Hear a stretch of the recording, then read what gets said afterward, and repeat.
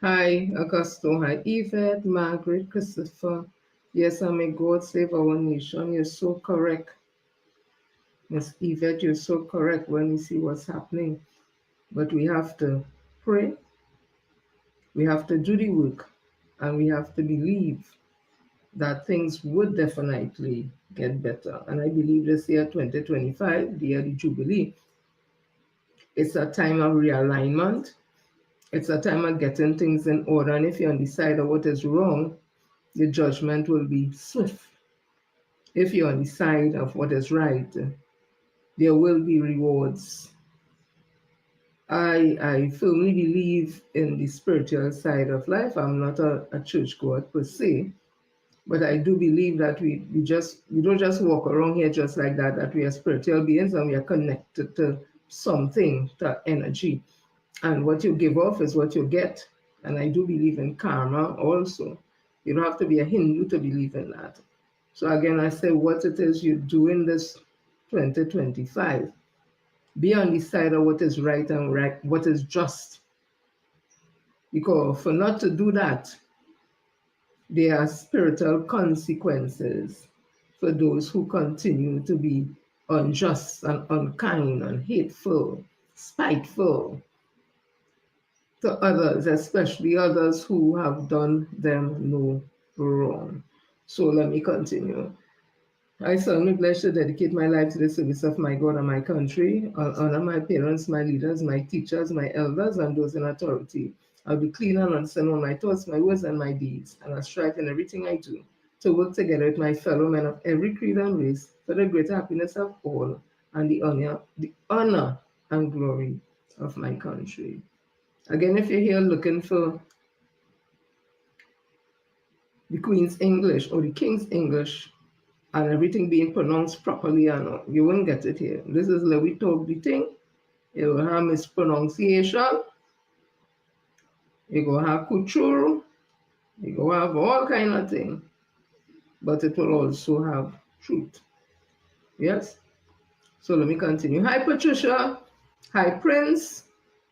Thank you all again for always making this worthwhile for me to come and have this conversation Monday, Wednesdays, and Fridays with you. As I would have said that we are coming up to African Emancipation Day. It was changed from Emancipation Day to African Emancipation Day by the last government, Dr. Keith Christopher Rowley. And in commemoration and respect of that, I have decided I will start from now to speak about some of our African ancestors, and whether in the Caribbean or international Africa itself, so that we have an understanding that of our history, of our culture, and it may, I hope, not may, that it bring a little more pride to some who may just be caught up with just looking at enslavement alone, while it was part of our history, a part that we should never, ever forget 400 years of it. We didn't start with enslavement. We had a whole history before that. Yes? So I am reading here about one of the world's, of that time, the richest man. He was an African man. His name was Mansa Musa. And it says here, I got this from Northwestern Magazine, spring 2019. It says a golden age, King Mansa Musa's reign. They kind of give a depiction of what they think he may have looked like. So it says here, one of the greatest caravans to ever cross the Sahara was led by Mansa Musa, the legendary ruler of the vast West African Empire of Mali. In 1324, Musa embarked on a Hajj, a religious pilgrimage to Mecca, traveling with an entourage that included 8,000 couriers, 12,000 servants, and 100 camel loads of pure gold. Each night when they stopped, it was like a whole town decamping in the desert, says Gus Casey Hayford, director of the Smithsonian's Institution National Museum of African Art, who spoke at the Caravans of Gold opening in January. So that was back in 2019. They took with them everything they needed in the desert, including a mobile mosque they would construct so the emperor could pray. 14th century Arab historian Shibab al-Umari wrote that Mansa Musa flooded Cairo with his benefactions. He left no court emir nor holder of a royal office without the gift of a load of gold. They spent gold until they depressed its value in Egypt and caused its price to fall. Musa is believed to have been the richest person in history, even by today's standards.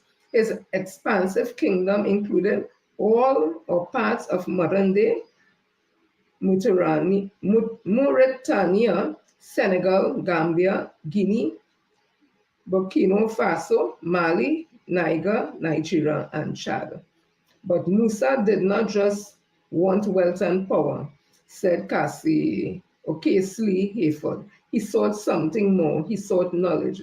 When the emperor returned from Mecca to Timbuktu, he brought back scholars and an Andalusian architect from Cairo to build a great mosque. The Jengurubur, an architectural masterpiece and one of most iconic buildings in Africa. I may not have pronounced that word properly, so it's Dinguereber. At the seat of Musa's empire, Timbuktu drew scholars from all over the Islamic world to study in its libraries and universities. At its peak, the city would accommodate 25,000 students, and its archives held more than 800,000 manuscripts, according to Casey Hayford. These are things that they don't tell us. So that is why I tell you we had a history before enslavement, long before enslavement. Enslavement started about 15-something. We're speaking about the world's richest man at that time, who even to this world standard will still be the richest man, Mansa Musa, and he was since back in 1324. I also looked at, because if you're talking about the men, you must talk about the women, or if you talk about the man, you must talk about the women. So I was looking at some great women warriors, and I have Queen Amina, leader of men. Amina, commonly known as the warrior queen, expanded the territory of the Hausa people in North Africa. She was born around 1533 in Zazzau,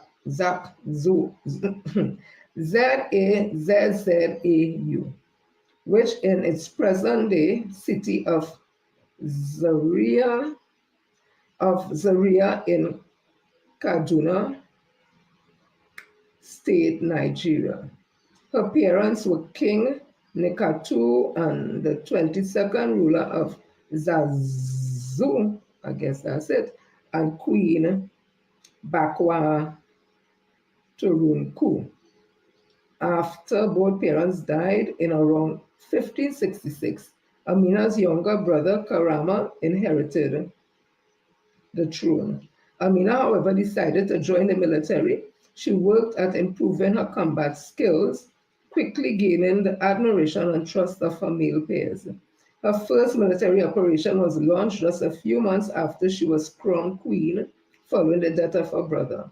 Conquest, with 20,000 men under her command, several conquests followed.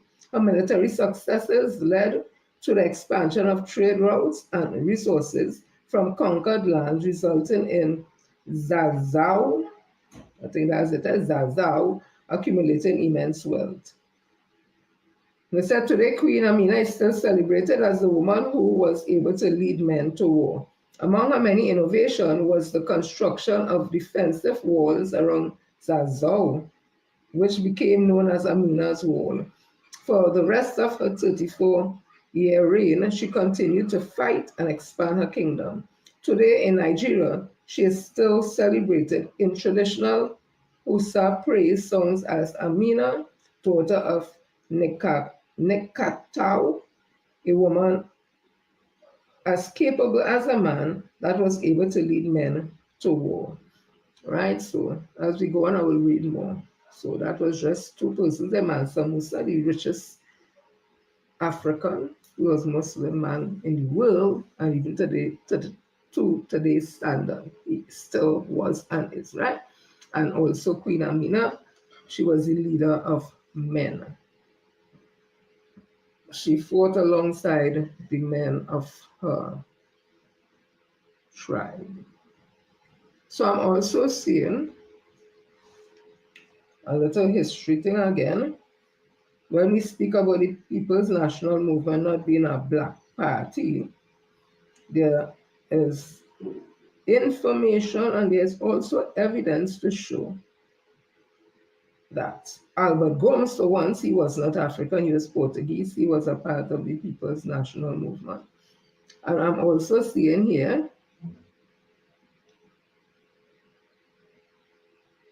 Chunelal Smith, or no, Chunelal Seth, was a powerful Hindu politician from Kakandri Road. In the local election prior to the 1956 elections, when politicians mostly ran as independents, he won his race by over 5,000 votes. Well, the PNM selected him to run in 1956 for the Caroni North seat. The DLP selected Pat Matura from St. James, Port of Spain, to run against Chunelal Seth. Pat Matura, DLP politician of St. James, Port of Spain, wiped out Chunelal Smith Seth from Charkandri Road in Shogunas in the 1956 general elections. The Hindus gave up their opportunity in 1956 to have their first PNM member of cabinet. But needless to say, some of them will continue to fill their children's head with gubar when they want to paint the PNM as a political party that discriminated against Hindus. So one of the persons who was a part of the People's National Movement, Chunelal Seth, and they say he was a powerful Hindu politician from Kakandri Road, right? So just a little PNM history there for you. Let me continue. So I'm seeing that the court, hi Keith, hi Hazel, hi Kathleen, hi Denise, hi Zion. I wasn't aware of this story, but I saw it and I said, okay. So it says here in Newsday, yesterday, court rules Frank Solomon's widow must share 30 million with children. I ain't too sure who's that. Eh? So a High Court judge has ruled that nearly 30 million from the estate of the late legal luminary Frank Solomon, SC, must be divided equally between his widow and two children, bringing an end to a lengthy legal battle over trust funds and estate management.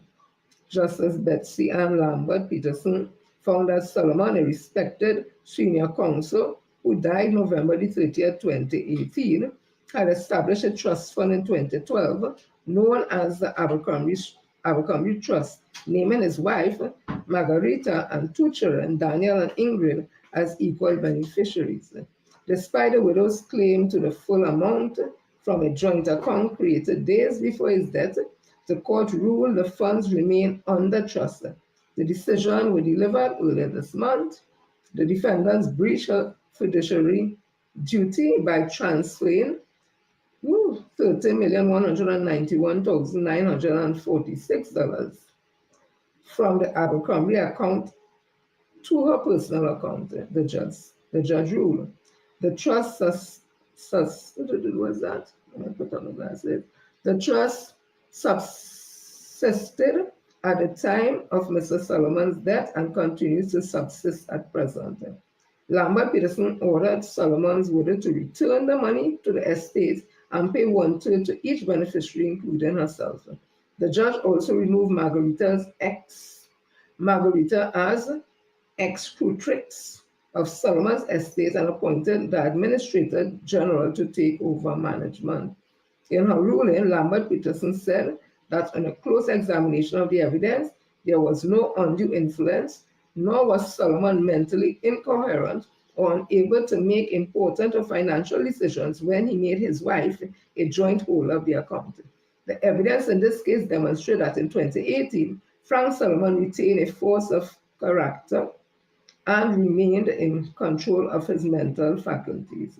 The court has no doubt that he would have been aware of the implications of his decision to change the Abercrombie account to a joint account, notwithstanding the trust arrangement. However, in concluding that a joint account did not override the trust and that the funds should be treated as trust property, not solely belonging to the widow, the judge stated that Solomon gave no written intention to revoke the trust. The evidence does not support that Frank Solomon wished to make a substantial gift to the defendant, revoke the trust, which took effect upon his death, and exclude the claimants in the process. So the defendant will be the wife, the claimants will be the two children. Lambert Peterson also noted that a presumed annexure to Solomon's will appointed his wife and children as beneficiaries of the unit in the Abercrombie account, and his intention was for this, whether to access the account. So the fact of the matter is this, I'm going to show this. Apparently, Mr. Frank Solomon, rest his soul, he died. Before he died, he put his wife and the two children in a trust named Abercrombie, and then somewhere along the line, it appeared that he had a joint account with the wife, and it looked like she take the money from the account, the trust, and put it in she account, and that was in court all the time, whatever. I don't know the circumstances and the people and all that, but at the end of the day, the judge said that 30 million, put it back in the Abercrombie, and that is the share between you and the two children. Look, now since 2018, I'm fighting for that. I ain't getting into that because you know the people full business. But it just shows you. Put your thing in an order properly.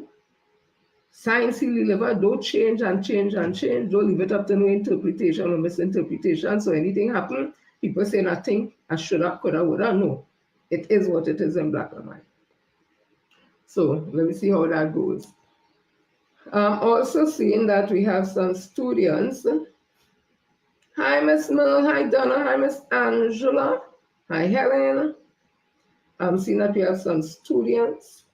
I think it's about 6 of them, all in their lab coats. And why are they in their lab coats? It is because they are representing, trying to find it here while I'm talking to you.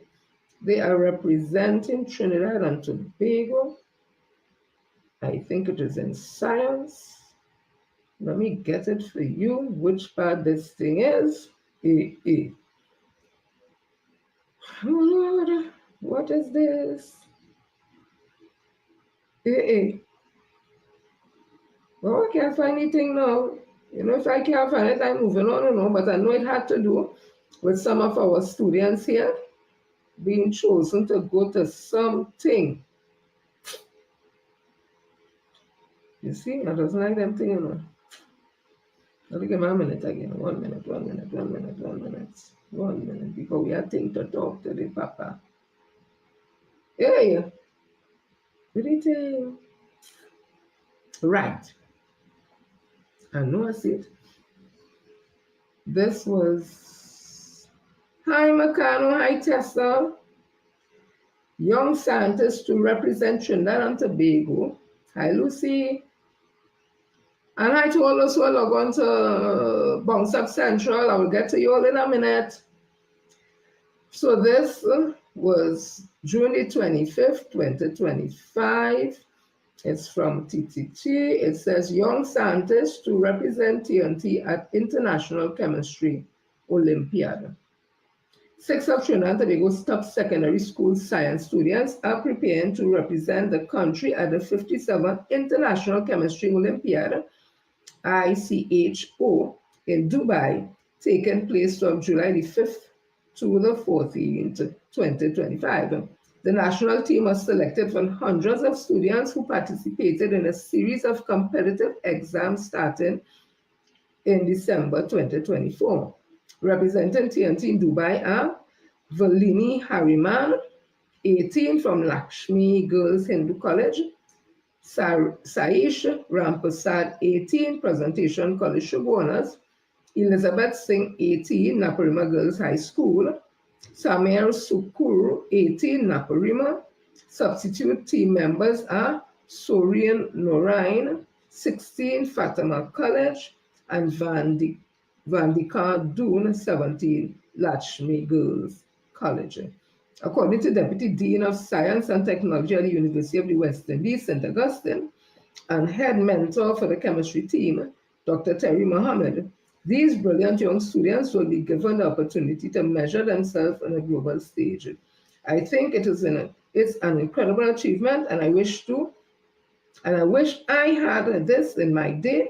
We didn't, but we have it now, and we intend to keep it going as long as we could. And you can actually, 2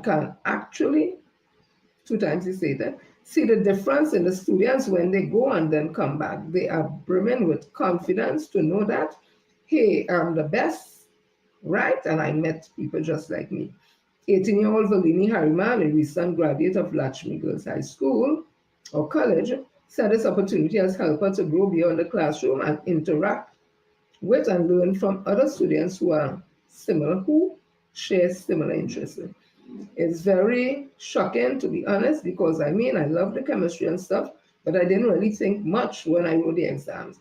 I wrote it just try my best, and if I got through, I got through. And if I didn't, it was fine. But I got through, and I'm very happy, enthusiastic, and there are a lot of no's, but we focus on positive. So we just want to congratulate those 6 young persons who are going out to Dubai to represent us in the Science Olympiad and in chemistry. And let us hope they bring back home trophies and all the things, that they win everything. Because them is we children too.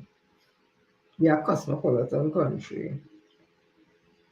So let me continue. So people in Tobago, this to me was kind of interesting, because I was saying to myself, before you look to study to build, it is far, you want build in Tobago. And them don't think, like them head like it's shaking. I'm gonna try and find it, yeah. Oh gosh, what do you think? Hi Sharon, hi Monica, hi Sharon.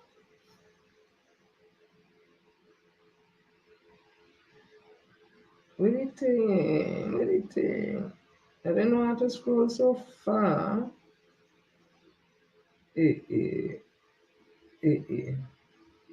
Just give me a minute, yo. I don't realize there's so much things I have to go through. Okay. Oh, right. I don't know where it is. I was looking for it. It's not that. I don't remember. It's actually a link. I was looking for some particular file or something. So let me find that quickly. People, so many things happening, and as Miss Yvette said, you gotta pray for the nation, yes? But we have to do the work too, because prayers without works are dead. So this was in CNC3, June the 25th. THA pushes for new Tobago correctional facility. Chief Secretary Farley Augustine is pushing for a new correctional facility on the islands, one large enough to keep inmates close to their families and support rehabilitation. Since the existing prison in Scarborough has been crumbling, perched on a cliffside and at risk of falling to the sea.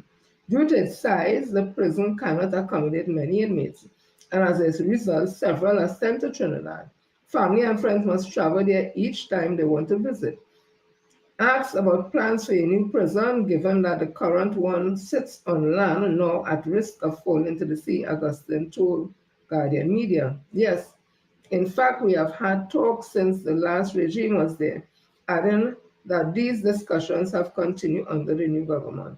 Augustine explained that while officials initially identified a site in Belmont for the facility, the land was later reserved for agriculture.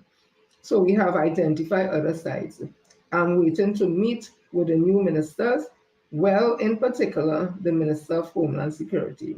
But he made it clear he's not simply asking for a jail. I agree with you that in that we need correctional facilities, not prisons, not a jailhouse, but correctional facilities, because because it has to be about rehabilitating those who exhibit antisocial behavior. He said, housing inmates in Tobago gives their families better access and lowers the risk of prisoners becoming more hardened. It would be best for that to happen here on islands than them being recultured elsewhere and returning to us much more hardened than when they entered. Augustine said that the Tobago House of Assembly is already doing its part. Certainly the TH is supporting so far by providing the land. What we are looking at is a correctional facility, a place where they could farm, where they could learn new skills when they can do CXC, where they can get accredited programs, learn new skills with their hands, trades, and so on. You know, I'm not going to read much more again because my thing is this, right? You said a jail or a prison, the house more prisoner. Tobago has about 60,000 plus people, and it's a very close-knit society, much more close-knit than us because they are not so multi-ethnic as we are. And you tell me that if, I guess in Tobago it's still a community raise a child, right? Because of that smallness and the closeness. So when a child starts to go and have antisocial behavior, nobody in trying to nip it there, no counseling, no nothing. So you wait till it gets out of hand. You want a prison bill to put them there, and then you're talking about any prison. You want them to be close to the parents, and when in the prison, you want them to do farming, and you want them to do trade and all that. You need to be clear on what you're talking about, Chief Secretary. Because those things could be done without building a jail, and those corrective measures could be done in Tobago, which is a smaller society for the young ones. So look for trade schools. So that while instead of the linemen, they go and do a trade, look for those facilities. But when you say jail, and then you turn around and say, well, you want them to be close to the parents and the family, and you want them to do farming, and you want them to do that, then why do you need a jail? Treat with the matter and nip it in the bud because you're a smaller society, you're not so diverse as ours, and treat with it there. So get more trade schools up, get more mentoring done, get this done, social workers and all that, to treat it so it don't get out of hand. I don't know. I'm going to ask a question. Is it because contract or give out? Because I know there are some, you hear stories in certain places where building jail and thing is a business, keeping people in jail is a business, because the government spending money, each prisoner costs a certain amount of money, the wardens, this is a business, I hope that's not what you're thinking, eh? You want to save the youths and them? Don't study about building jail. Build trade schools. Get them future. Once you say jail have a certain connotation to it. Anyway. Let me continue. Hi, Jackie. So I'm seeing here that the THA Secretary, Finance, THA Secretary of Finance, I think she like the dressing and the zesting kind of thing, because that's my opinion I give in. Like she about that life.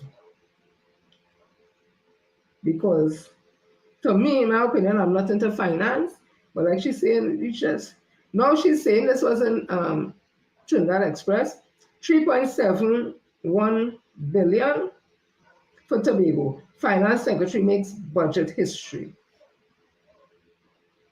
Tobago House of Assembly THA Finance Secretary Petelan Roberts has announced a 3.71 billion budget for the people of Tobago. She was delivering the budgetary estimate yesterday under the theme Accelerating Growth, Anchoring Fiscal Stability in Assembly Chamber in Scarborough. She said the Assembly expects to receive 5.9% from the national budget instead of 5.1%. Madam Presiding Officer, for fiscal 2026, the total estimate of expenditure amounts to 3.71 billion, of which the estimates of recurring expenditure amounts to 2.71 billion, and development program expenditure estimates at 1 billion, Roberts said. She also announced further budgetary estimates in her presentation. URP estimate amount 91.9 million, and CPEP estimates amounts to 3.4 million.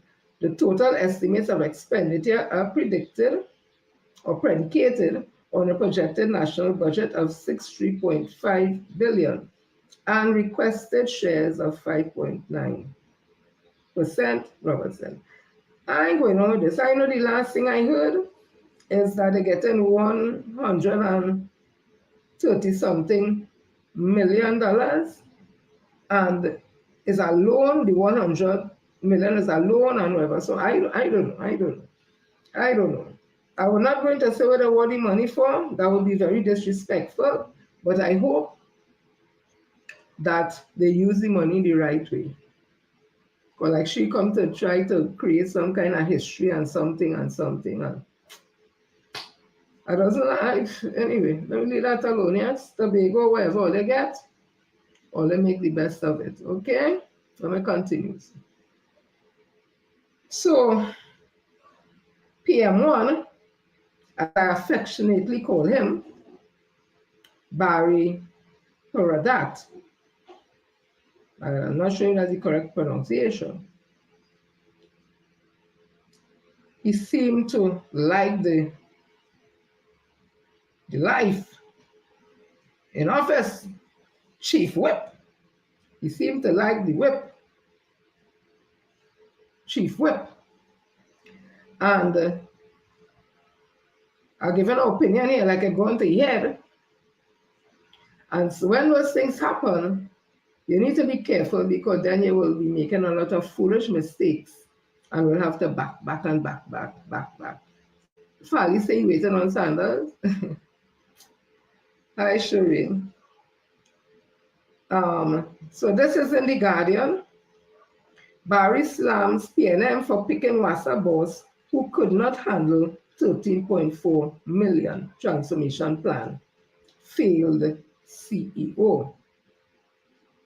Public Utilities Minister Barry Padarat has slammed the former PNM's or People's National Movement administration's handling of the Water and Sewage Authority WASA, calling out their transformation plan and appointment of Keithroy Halliday, whom he described as a failed CEO from Barbados, to the helm of the agency.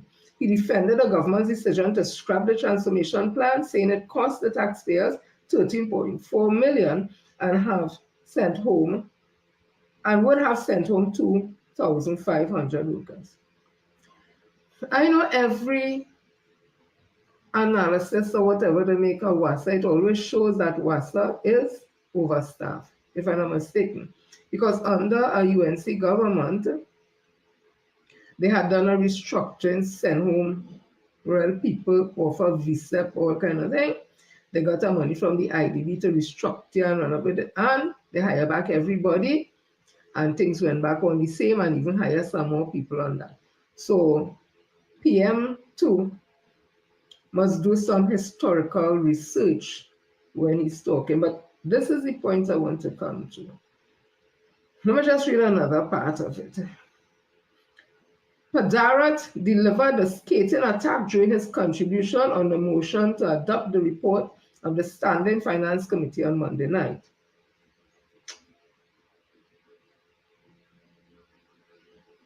Give me a minute, the whole thing just closed on me.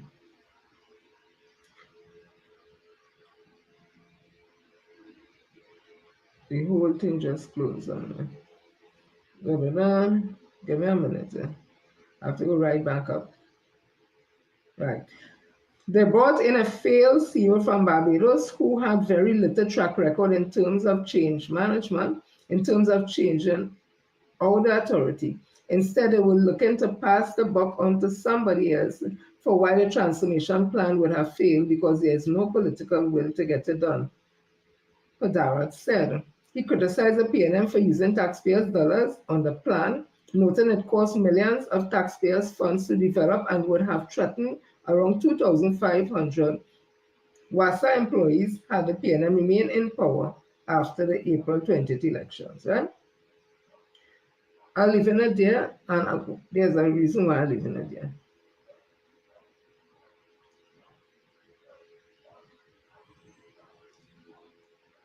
This gent, and it reminds me of what they did to Julian Roberts. Remember him? He was a CARICOM journalist, and they embarrassed the man, fired him, and sent him back. Okay. I think it's highly disrespectful to PM2 Barry Padarat to be speaking to anybody like that, especially a CARICOM person, because we have the CSM and we have the interchange and working relationship people from the CARICOM coming to work here and vice versa. So this has been happening. Because I've never seen PM2 Padarat's resume or nothing like that. And a man who is not a citizen of this country coming here to work because he would have applied for the job, other people would have applied, and he would have gotten the job. And to probably attack him like that, I think it would be very disrespectful. I want to ask that question. Had he been a person of Indian descent, would he have done that? Would he have done that to the man? Okay? Let me just, there's a reason I don't want to read anymore because it's very upsetting. The way how I'm seeing, because when you look at state boards now, you have to take a magnifying glass to see diversity. But again, it's good. When all they're telling people, don't vote for the PNM, don't vote because it's Teotiong, the Chinese man, the Indian man, don't vote for he. We're a black party. That's nothing if we lost.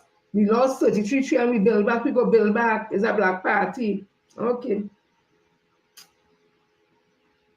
I wonder how they're feeling now. What are they feeling now? Yeah. So PM2 would have said very scathingly and dismissively spoken about Mr. Keith Roy. What this thing is now? I don't understand. Give me a minute or two. All of a sudden, thing in opening. Ethnic cleansing on stage. Yeah, it looking so. So this is who? PM2 Padarat talking about so disrespectfully. Okay, yeah. Let me tell you. This was in the Express 2024. Keith Roy Halliday is the former general manager of the Barbados Water Authority, a position he held for the past 7 years, during which he played a pivotal role in transforming that organization, WASA said. During his tenure, Halliday advanced the Barbados Water Authority finances to a zero budget entity for the past 4 years, during which the organization had been able to cover all its operational expenses, and external funding is now only required for the more significant national priority capital expenditure needs, stated the release. Now, this is the man who Paradise say he have no experience and no nothing qualification to do nothing with water, The man was working in Barbados for 7 years, and he transformed the Barbados Water Authority. Let me continue. It added that Halliday is also credited with successfully managing the BWA, as the Barbados Water Authority, through a national crisis where the sewage collection system was compromised along one of the major road arteries, posing health threats and negatively impacting the business and tourism sector. WASA stated that Halliday also led the Barbados Water Authority to becoming one of the first regional organizations to secure significant grant funding from the Green Climate Fund through the CARICOM Community Climate Change Center to assist with resiliency and mitigation programs. He is no stranger to Trinidad and Tobago, having spent a decade here as general manager in the telecommunication retail industry, the release stated. Halliday is a doctoral student at the Arthur Lockjack Graduate School of Business in the Doctor of Business Administration program with emphasis on intelligent water systems. He holds a MBA and postgraduate diploma and certificates in business from the Watt University, Edinburgh, Scotland, and has been a research associate in the Department of Civil and Environmental Engineering at the University of South Florida since 2018. I think Mr. Keith Roy Halliday should get an apology from PM2. Because when you read his on paper, his resume, and because he worked for 7 years, and he was born in St. Kitts and he grew up, well, he spent a lot of time in Barbados. That's a CARICOM brother. How do you think Prime Minister Barbados, Mia Mottley, must be feeling? Because she's a very outspoken woman, you know. To hear one of her own, a professional who would have done so much for the Barbados Water Authority in Barbados, being raked over the coals in Trinidad by somebody like Barry Padarat, who, if you ask to see his resume, which we have not seen, I haven't seen it, I wonder if it could come up to par. And being the minister in the Ministry of Public Utilities, what does he know about water, sewage, and the maintenance, the processes that needed to maintain those things, both things. You heard that, Mr. Keatroy, there was a big thing in Barbados where some sewage thing had ruptured, it was compromising everything, business, everything. He had some artery in it. He would have dealt with that, bring back everything to order. What again you want? And he embarrassed the man like that. And I'm saying, my opinion, it's only because he's of African descent and because it's the PNM. Under the PNM, he get work here. Why they're saying that? Because as I said again, when I watch at all the boards and them, now, board appointments are political appointments, and they can vex with the people if they put in their own peoples there. That is not my issue. My issue is when you look at the composition, you have to take a microscope to see if you see diversity. I told somebody a time back, if we are careful, African people become second-class citizens in this country. The person laugh and think is a joke I was making. Well, let's go ahead and play Fast and Furious. And I will continue again to come back to say, I wonder how all them who went around telling people not to vote for the PNM, because PNM is a black party. Don't vote for Stuart Young because he's a Chinese. He's a 1%. We go build back the party. We was 33-3. We build it back. We was 29-12. We build it back. But you know the difference this time? Leadership. It had leadership in them time to bring back the People's National Movement from them defeat. Leadership it had. What leadership it have now? Let me continue. How are they feeling?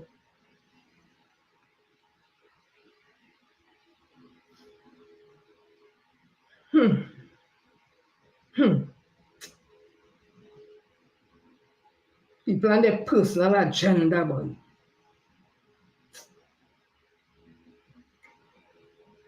love, convenience, love. Now we're hearing, well, again, as I say, it's up to them if they want to. But all board appointees, political appointees, don't wait for nobody to fire or they ride out. So we have this situation now where the governor of the central bank, Dr. Alvin Hilaire, very well qualified man, well qualified, was fired from the central bank. We ain't gonna get into that because when the government came in, the PNM government came in 2015, after a while, them two fire Jawara Rambaran. And again, if you don't follow procedures, it has end up in a situation because they have to end up paying Jawara. But I think they must say to themselves, better to pay he off than to have he creating problem because he's a man sit down over a recession and wait until after 3. When it's supposed to be 2, and it's after 3, then you tell the incoming government we're in a recession. So, yeah. So I'm seeing here, Central Bank Governor Dr. Alvin Hilaire has been dismissed from his post. According to a report in today's Express newspaper by Anna Ramdas, President Christine Kangaloo revoked Hilaire's appointment on the advice of Prime Minister Kamla Persad-Bissessar on Tuesday, June the 24th, 2025.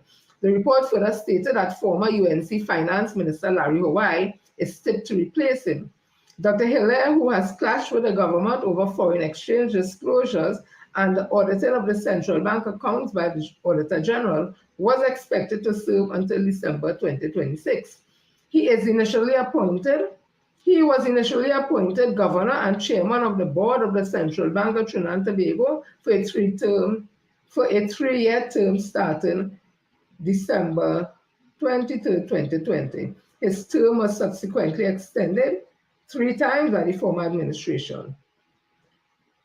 So if his contract was to be up in December and they fire him now,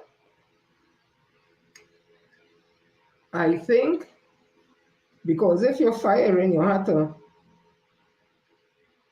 have a reason, you have to have something treated as job performance. Was he performing his job based on his job specification? And if there was issues, did you all speak to him before? Was the grievance procedure implemented? All those things that's going on before you could fire people. So I telling Dr. Hilaire, just like Jawala Rambaran, they take the PNM to court, get somebody who train in industrial relation, find out if there has been a breach in your contract, and how best to treat and deal with it. So Larry Hawaii is the man they're speaking about.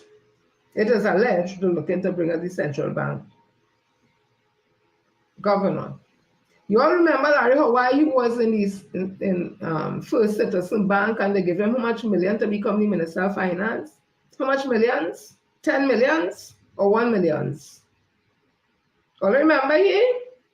Okay, he may be back. All remember this? But he being back. Hey! All listen to this.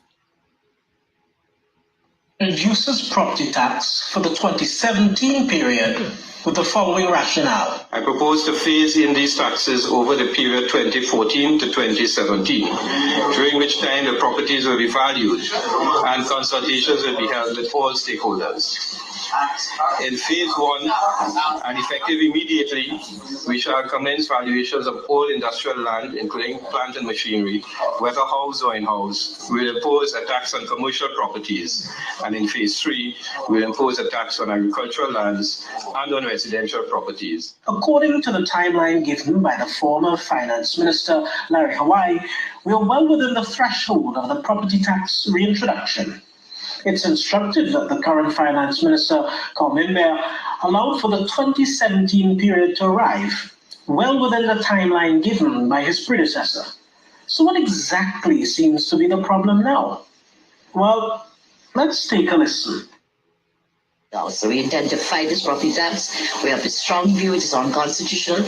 It is illegal, on top of which is a pressure, a tremendous pressure on citizens who are already beleaguered with the state of our economy, with the crime, with the loss of jobs, and a situation in which we can only say it's a cruel, wicked, and heartless government. So there we have it. The erstwhile Prime Minister, Mrs. Pasam Misasa, now opposition leader, seems to have a convenient policy of hypocrisy in relation to property tax. The record indeed shows a very clear timeline enunciated by her Finance Minister, Larry Hawaii, for the reintroduction of property tax. But now, conveniently, she says the property tax she initially did the groundwork for is illegal and unconstitutional, would you believe? It's amazing how lawyers have this country and its people utterly bamboozled. I mean, you can't make any of this up. Right? They must reintroduce them under the same Hawaii property tax. There was a timeline for it when the PNM came in. Before the timeline was up, they reintroduced it. Kamlan and said wicked and cruel, but it's them who bring it back. And now they come now and they stop it entirely. And now we're hearing that man might be touted to be the central bank governor. All they think it's easy, but all they just forget. Some of us really feel, I give an opinion here, that the UNC care about process and what is right. Some of them really feel so, especially some of the Negroes, or they really feel they like all here. They like we. They like we better than the PNM. Because all they want the PNM to give all the money straight in all their hand. Or they don't look at the programs and what they're implementing and whatever different fund and whatever policy they put in place. Or they don't look at the wider picture and see that, because free education from tertiary to nursery, people's national, as somebody say, we should be paying. As somebody say, education in this country, we should always have to pay for it. It should never be free, because like we take it for granted. But it's the PNM government do that, because before you had to have property, you had to have money to send your child to school. So you need plenty and we could not go to school. The PNM come in the policy education for all. Nobody thank them for that. Go to the hospital, you're paying health charge for the year, must be about $50 or $200, whatever. But every time you go, whether you're paying tax or not, when you go to the hospital, you want things done one time. If the nurse watch your kind of way, you sit down 2 hours, you're cussing. If you ain't get this, you go by the pharmacy in the hospital, they don't have it, you want a cost of and all them things free. But bring back the UNC. When UNC win, all of we win, and code is yellow. Right? This time they come back for vengeance for somebody else. It good.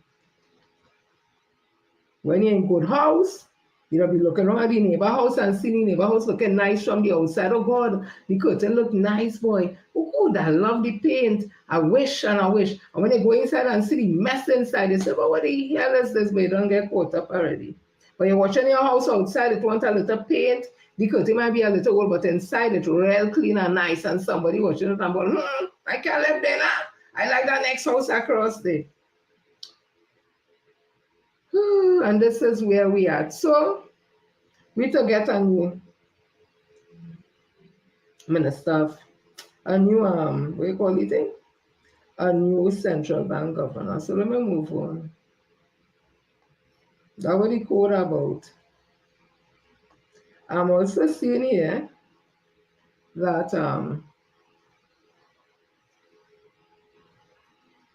there's a new board for Cal. And Salad Kojo finally, it worked out fail. So you're going to get a little free flight and thing, and must have a little stipend of $5,000, and he must be happy like Pappy, in my opinion. That he gets something. Watch him. Watch him. One big old stupid looking outfit. Watch him. Hey. These Negroes, boy, like the brighter days, is the more dotish it must be, especially if they're saying they're doing black studies. Like they must get more dotish. So this is CNC3 News, June 24, 2025, new board of directors appointed for Caribbean Airlines. I tell you, I have to take a magnifying glass to look to see if it has diversity. But you're going to make out Kojo because you're looking like one him. Watch him. 1 M's. Look at me. 1 M's. I can have respect for people like that. The Minister of Finance, Devendra Tanku, represents or presents instrument of appointment to the new board of the directors of the Caribbean Airline Limited on Tuesday. The government has approved the appointment for a 2-year term. The appointment took effect from the date of the resolution of the shareholders in accordance with the Companies Act and by law. Right? When the PNM did have him on the board at Central Bank, when the UNC come in, they fire his backside, treat him like a dog. Now we get a little post, Ralph Maraj, real work hard for that little posting. But at least Ralph Maraj get what?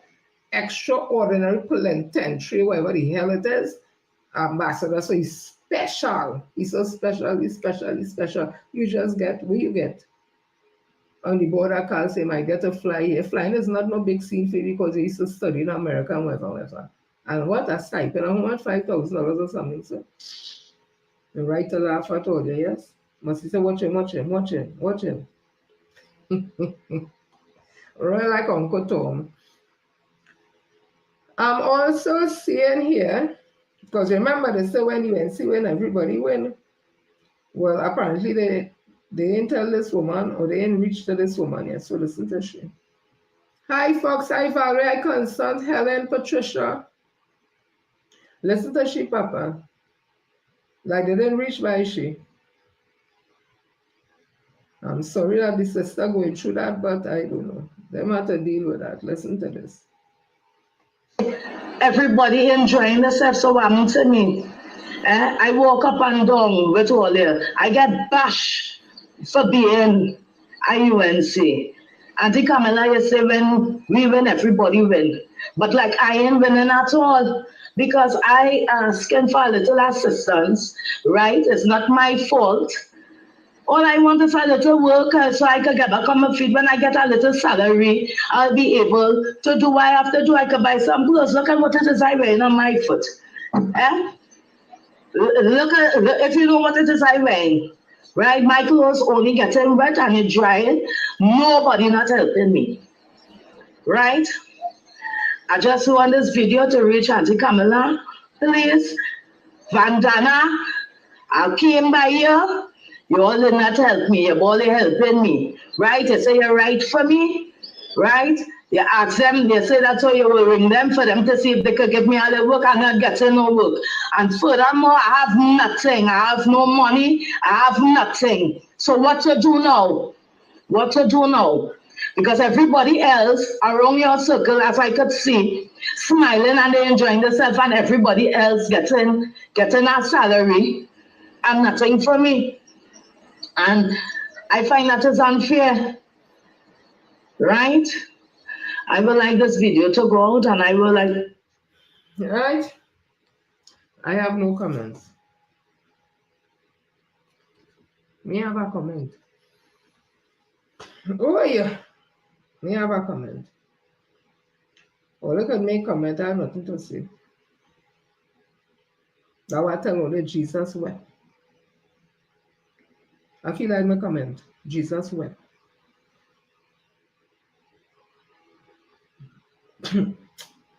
Oh God, oh God. Jesus wept. Let me look at this. So the Speaker of the House now is asking from parliamentarians to conduct themselves in order. Well,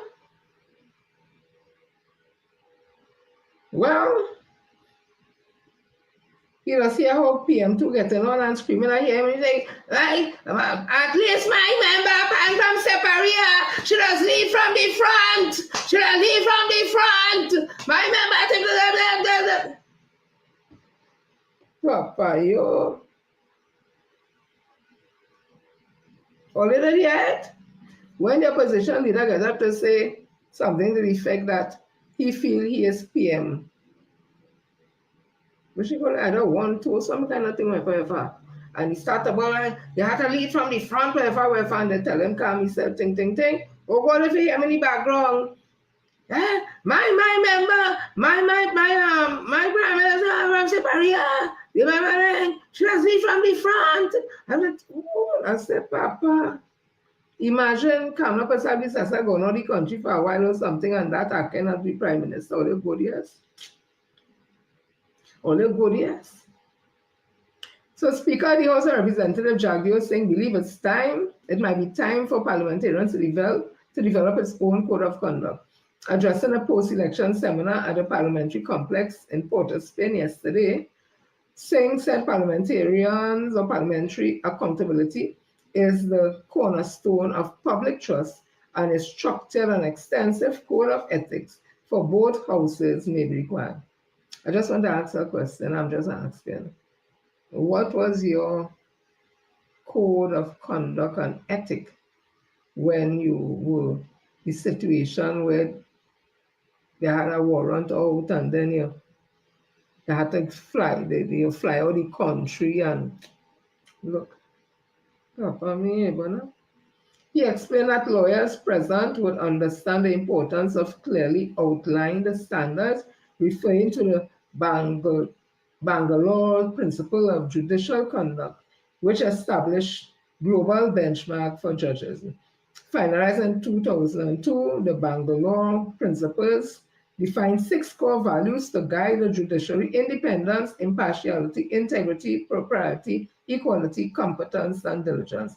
These principles designed to uphold public confidence in the justice system and have been widely adopted and adapted to reinforce accountability and training for judges. Well, we ain't talking about judges, we're talking about parliamentarians.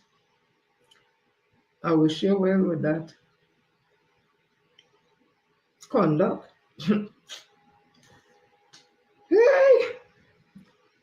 People must either say, if he could tell me what to think, oh, he's a man that was to find out foreign, he duck a whole warrant or some kind of thing, so go on.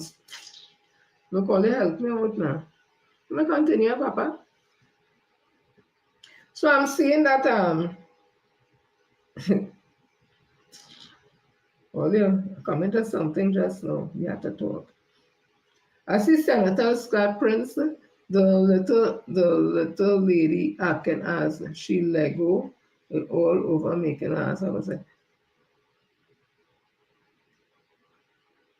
it's all they say Lego, not me, eh? All right, don't go and say me say I never say nothing, eh? Okay. Those songs so fine. Those songs, yes, I said it again, but that it was song in the background.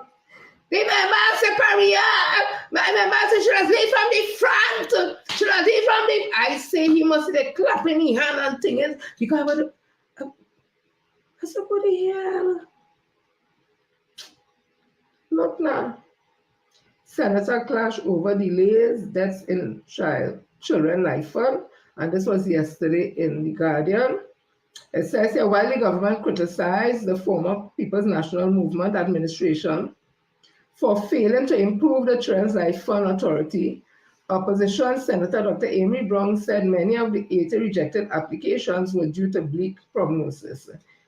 Making her maiden contribution in the Senate yesterday, Ministry of the People and Social Development Parliamentarian Secretary Dr. Natalie Chaitan Maharaj revealed that several children died while awaiting approval, under the fund. She criticized the 2022 case of 14-year-old Tristan Ramlochan, who succumbed to acute lymphoblastic leukemia while waiting for funding and travel arrangement.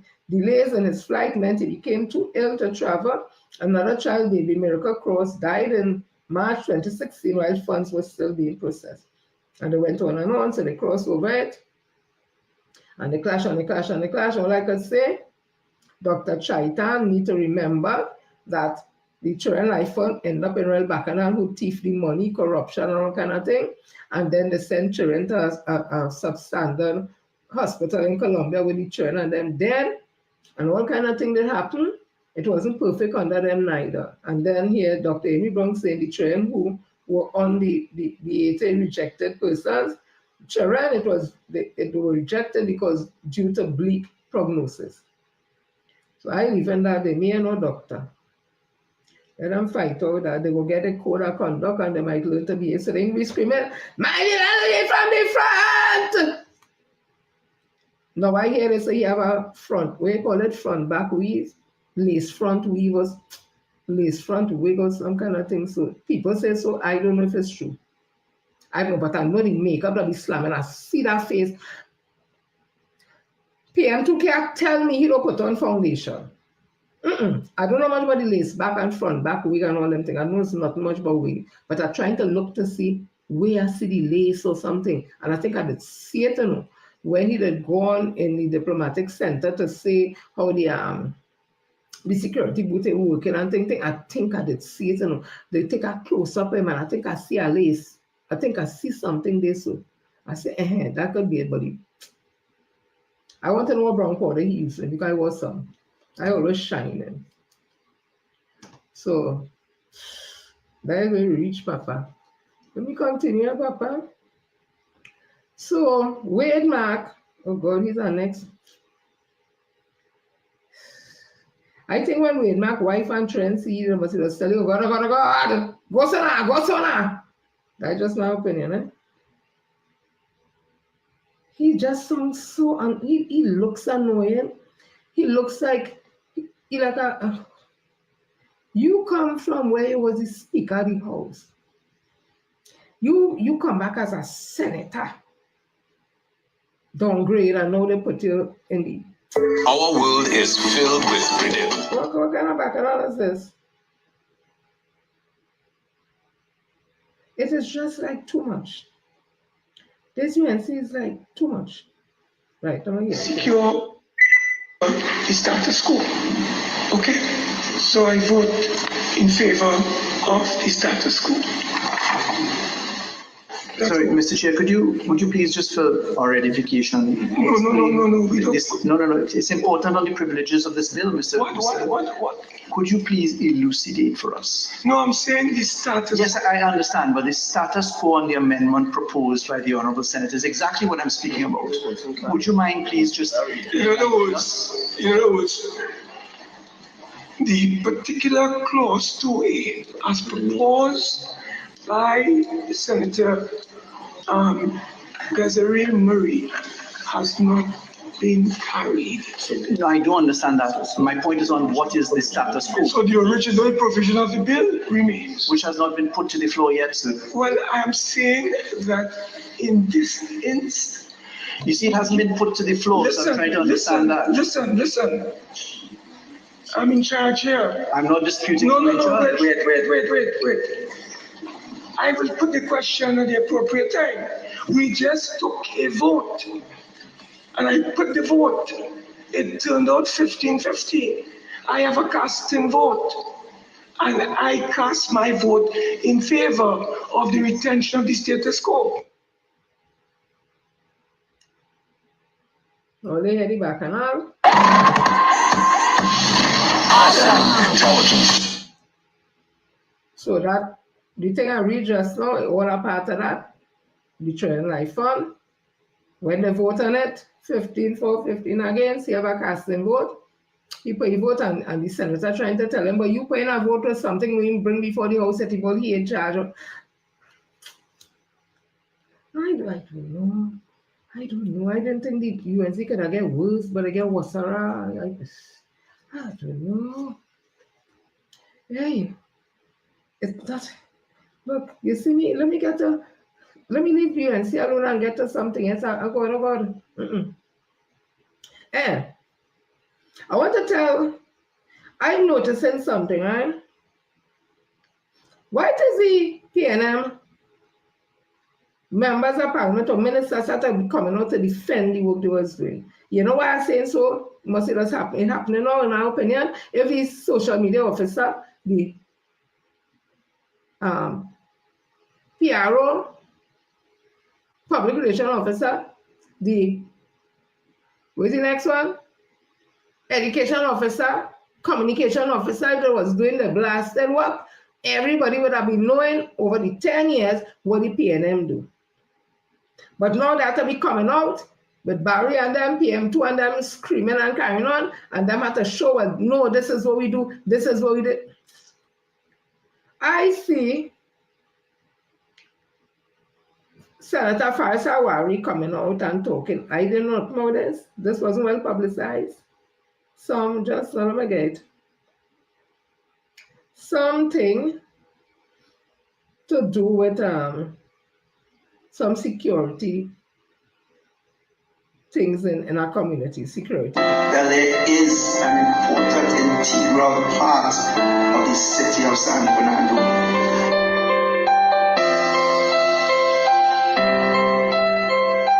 We know how important it is for the TTPS and the community to partner.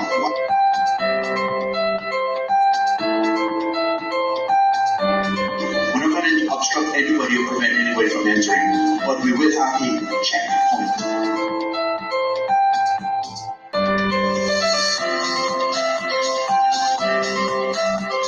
This kind of partnership also it optimizes resources and utilization. It enhances. Right? I didn't even play the whole thing. No point about it is this. All they didn't know about that, the security of like HCC housing areas and things, the little boot and the this and that. Look, even well, I think that is assist deputy commissioner of police that I might start before he was deputy commissioner. We didn't hear anything about that. So when you were saying I was talking about how people unsafe and the crime and that, if this was well publicized, we'd be able to say, well, the communities have this and the impact on it against crime and this and it going into all communities and all. Nothing. Nothing. So that's why the UNCLM can afford to say the PNM do nothing because it wasn't publicized. They're keeping things easy. And the few people who bringing it out and was making sure as best as we could to bring the cousin we know, want to bully we know. You good, yes? Let me continue. All good. I just played a little thing for you to see. All good. So this is what happening to them youth and them who get the land and they start a house and the $20,000 in the homestead program. They're out there now. They're asking this government to help them because they need access road and drains and all that. I would think by now, the opposition leader and political leader of the People's National Movement and the person, the senator who was responsible in that ministry, that was one of his programs, would be out there advocating for these young people now. I thought you'd be hearing something, advocating, asking this government to make sure that these young people, these young farmers, that they get help. But you ain't hearing that. This on the Guardian, let me see what date. Yesterday. Several months after receiving starter homes, $20,000 grants, and 2-acre plots through the Youth in Agriculture Homestead Program, young farmers in Chatham are calling for urgent support to fix poor drainage and inadequate road access that continue to block progress. Joel Wilson of Diego Martin, who received a 2-acre plot on Chatham Beach Road, was seen planting hot peppers with 8 of his cousins on his Chatham Beach Road plot. Speaking to Guardian Media, Wilson said most of the $20,000 grant he received had been used to clear sprawling trees from the land. He explained that flooding and a lack of proper access road had made cultivation difficult. And the whole thing difficult, so he had yet to reap his first crop. There is no drainage, plenty water running on the land. We're trying, but flood is a problem. We need proper drainage in the front and back, Wilson said, holding trays of seedling. We need help with the roads too. The road have some work to do, but we're trying. Despite these challenges, Wilson expressed support for the homestead program and urged the government to continue it. He said many of the graduates from the first batch of the program are still working on their plots, some in groups, helping each other with farming tasks. Wilson said he completed a 2-year agriculture training program and was amongst what he estimated to be about 170 to 200 graduates. He said about 30 to 40% starter houses have been completed in Chatham. We are not seeing the support on the ground. The grants was given, but we need assistance. They say billions going into agriculture, but we're not seeing it here, he said. He called on the Minister of Agriculture, Ravi Ratiram, to visit and see the ongoing progress and challenges. It is not just about giving us a house. We went UTT, we did the work, and we're still getting problems, but we're not giving up. Wilson said he and his cousins were supporting each other, rotating work on each other's plot. He encouraged other young people to get involved in the agriculture, but warned it required dedication. We have to love it. You have to love it. If I didn't love it and didn't have help, I wouldn't still be in it. He said flooding continues to be the biggest threat and urged for quicker government response to ensure the program long-term success.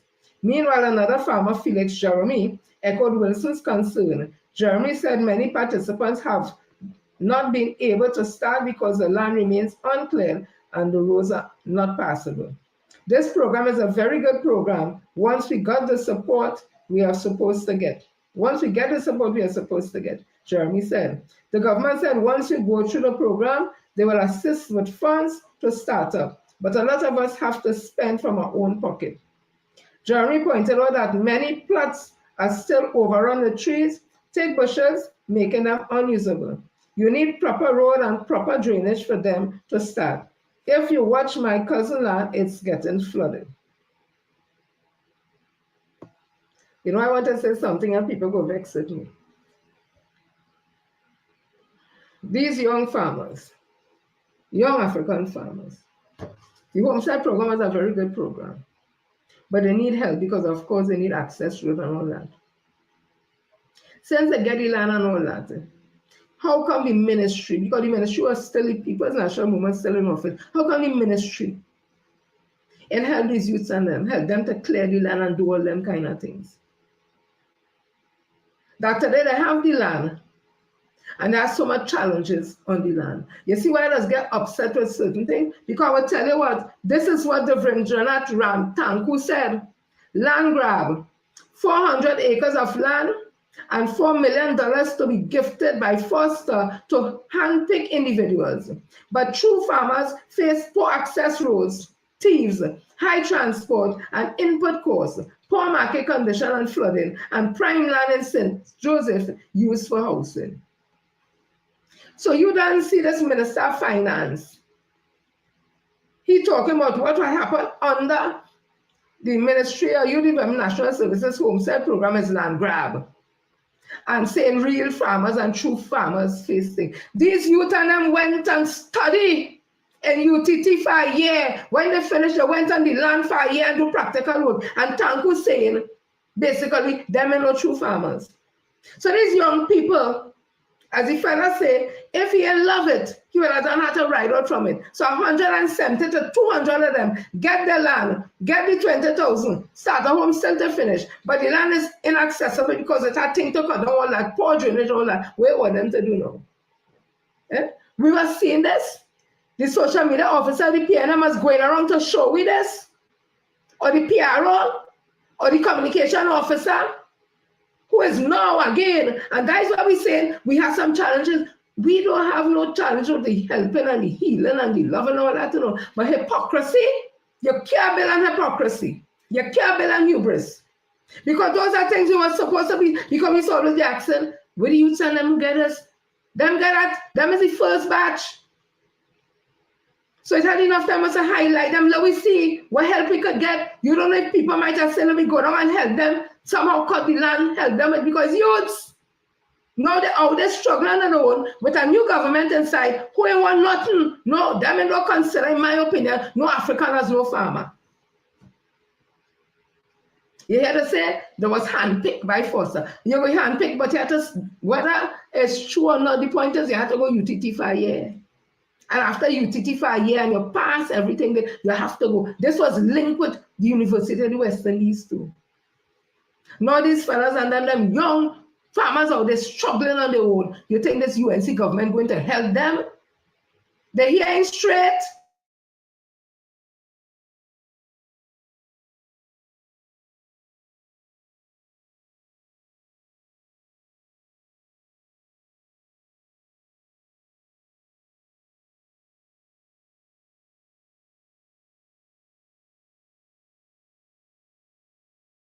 They know it's all or nothing. That's my opinion I give it. What all they do?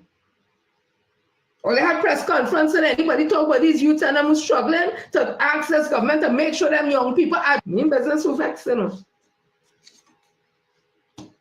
This is class as if I see anybody look like we, look like he, or look like she. We call them look like one. And they don't look like we. And this is a cosmopolitan country. But they went around to tell people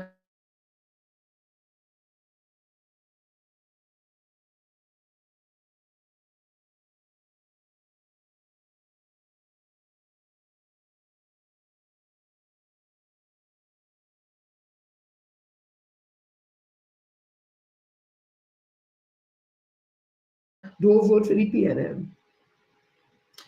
Don't vote for the PNM. They go there, get tractor, get Ting, and get tractor, get all kind of thing, and go and help them to clear the land. Because a black party will give them the land. Go and help them now. Let us black party get the black people with all the money and go now and help them click. That's what we have to do. Don't leave them out there struggling by themselves. Or let us talk black conveniently. We black 24/7, you know. 365, you know. Let me continue.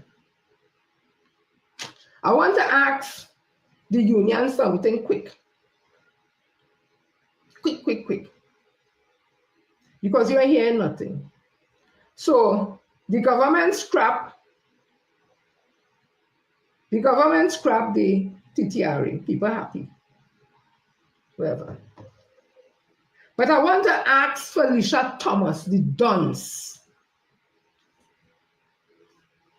Because while this was still going on, and the Privy Council basically said they see nothing wrong, the government and do nothing illegal by implementing the TTRA. The workers was asking PSA for guidance what to do. And they had three options. One, it could have been transferred.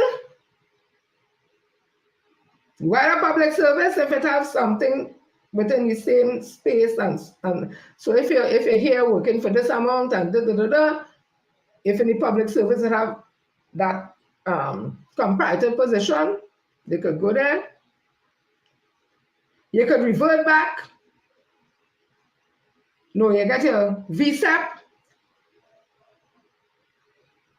Right?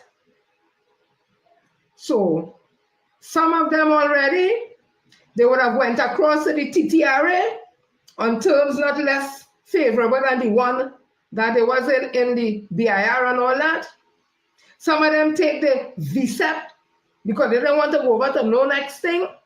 Some of them may have been transferred to other ministry, wherever it is. So now that the TTRA ain't existing, the people who take the VSEP, not because they don't want to work again, but because they don't want to go under the TTRA. No, the TTRA don't exist. What happened to them workers and them? Then all they would have advised them wrong. They should take all their ass to court, PSA to court. Those who transfer went over to the TTRA, what going to happen to them now because the TTRA no longer exists and they take advice from PSA? So where are these workers going now? Huh? They should take PSA ass to court for that too. You see how people has end up in thing and don't think? The PSA encourage people, you have options. Either visa because PSA, the PSA is who is the one that represent these workers and them. And I'm sure, I know that PSA advise workers. Because the workers that we calling PSA is a representative, what we going and do? Because the TTRA going and think what to do. And you had option like that. You go across to the TTRA with terms and conditions not less favorable that you work in the public service. You take your VSEP or you look to go outside of that scope of work in wider public service. And some people already do that. So now the TTRA ain't existing. It's no longer a legal entity. What is PSA going to advise those workers to do now? Oh, let's go there. And for the 10% starting point, we want to ask you again, because I hear Felicia saying October, you're going to get it. What we getting it for? Because we ain't got money since 14, 15, 16, 17, 18, 19, 20, 21, 22, 23, 24, 25. What the 10% starting point for? Is it for all them 12 years? Or is it just for 14 to 16, 17, 14, 15, 16? And then we have to negotiate for 17, 18, 19, and then negotiate for 20, 21, 22, and then start negotiation for 23, 24, 25. Did we take our matter of the industrial court? Because it still rests down inside, the period 2014 to 16 still rests down there. And nothing can do until we deal with 14, 16. You see how all it get tired? But I understand, I think it will happen in the public service. This is my opinion. I think that the real, not rebels, but the people who understood the public service, understood regulation, understood the union, all of them done retire and go on already. It's young people now, they understand what's going on. Them older ones and them that I come in and meet as a young worker, PSA could have never had them tie up in this stupidness now. But all them warriors and them gone. All them who know about labor issues, civil service act, this act, them gone, they retire. All that have here now, like them and know nothing, whoever it is, and just sitting back. Nobody asking no question, just listen to this duns talk about we go get it for October. When the budget, they go read. They don't tell them we are ready. It's economic crisis. They went and borrow money all over already. All kind of thing. You think they're going to give? Doctor, hey, who are you? I tell all of Felicia Thomas and Leroy Baptiste them get what they wanted. They stop the WASA restructuring, they stop the TRA, and Leroy Baptiste is Minister of Labor. Them come from WASA, them know not about the public service, and they don't care about the public service. So who going to represent the public service now? Anyway, let me continue. We like it so, it's sweet. So, the elections again, internal election was Sunday. And we seen all kind of talk coming out now. We know 2022, this is what Mr. Ember said for internal election 2022. The results of the PNM internal election will be released on Monday. Incumbent party chairman Con Ember said on the final day of the elections at the PNM 50th convention held at the Queen's Park Savannah on Sunday.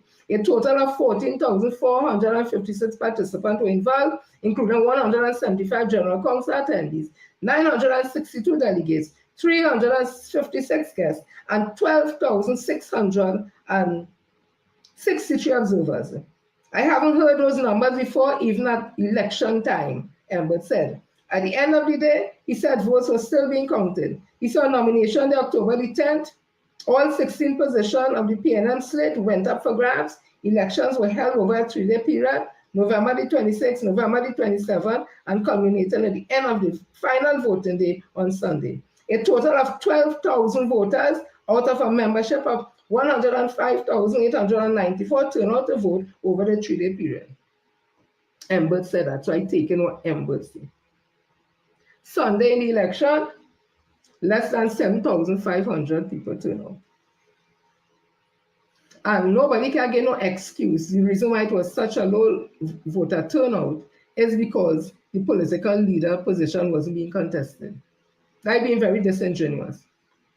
Because the political leader aligned herself with her team.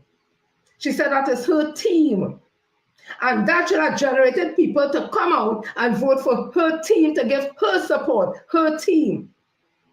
And people did not come out and give that support.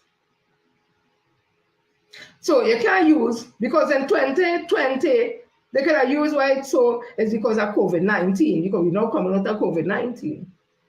But in 2025, you can't say the low turnout is because the political leader position was not for grabs. That ain't making sense. People ain't come out because they're very discontented still, and when they see the behavior of the one team, how they're behaving, people don't want to come out to get themselves involved in that. Or they could delude and delude people and all kind of thing. But I'm also saying that the minister, I don't think that is what that minister did is right. Let me put that on the table. Minister Philip Watts, the Minister of Sport and Youth Affairs. I don't think what he would have done, putting people's name in the newspapers or calling it out in Parliament, I don't think that was right, because at the end of the day, there are several circumstances in which people get work in the ministry. When a government come in, minister and ministry could hire, like personal secretary, executive secretary, like he could hire that, he personal staff. And then there are persons who would get contract, and of course, contracts, and that would still permanent secretaries. All they just want to play pia under ministers, and then when the shit hit the roof, the minister just step back and rightly say, we don't hire, we don't sign nothing. The permanent secretary does it. And we'll just remain there now. I see that happen to one, the name is Barrow, up under Darrell Smith. I tell you, all everything. Some Tobago trip and some home thousands of dollars, whatever, when they go in Parliament, whatever. She's the PA, she had to answer. So this is what I'm seeing here. Ridiculous falsities. It was in the Express, Wednesday, the 25th of June, 2025, and it says, former Minister of Youth Development and National Services, Foster Cummins, has rejected allegation by Minister of Sport and Youth Affairs, Philip Watts, of mismanagement, misuse, and abuse of public funds under the former ministry. I want to tell Minister, Honorable Minister Watts, wherever personal it look like you and Foster Cummins have, leave people, public officers, workers, the public out all the bacchanal. All they do all the thing and all they treat out all the thing out of the, and the people alone with that, right? Cummins was speaking yesterday at a news conference at the office of the leader of the opposition on Charles Street in Port of Spain, where he addressed several allegations made by Watts in the House of Representatives on Monday. Watts said that Cummins hired 61 people, many of whom were well-known PNM affiliates, on short-term contracts between the period January to April of this year without proper processing. Cummins far back at these claims, saying that from the time the government changed office, the minister, the one who spoke in Parliament yesterday, making all sorts of ridiculous falsities as statements of fact, the main intention on entering that ministry was to actually get rid of all the persons engaged in execution of these programs. And they have been doing exactly that. But to distract the national community, goes to the Parliament to speak about the minister employing people and PNM people, etc.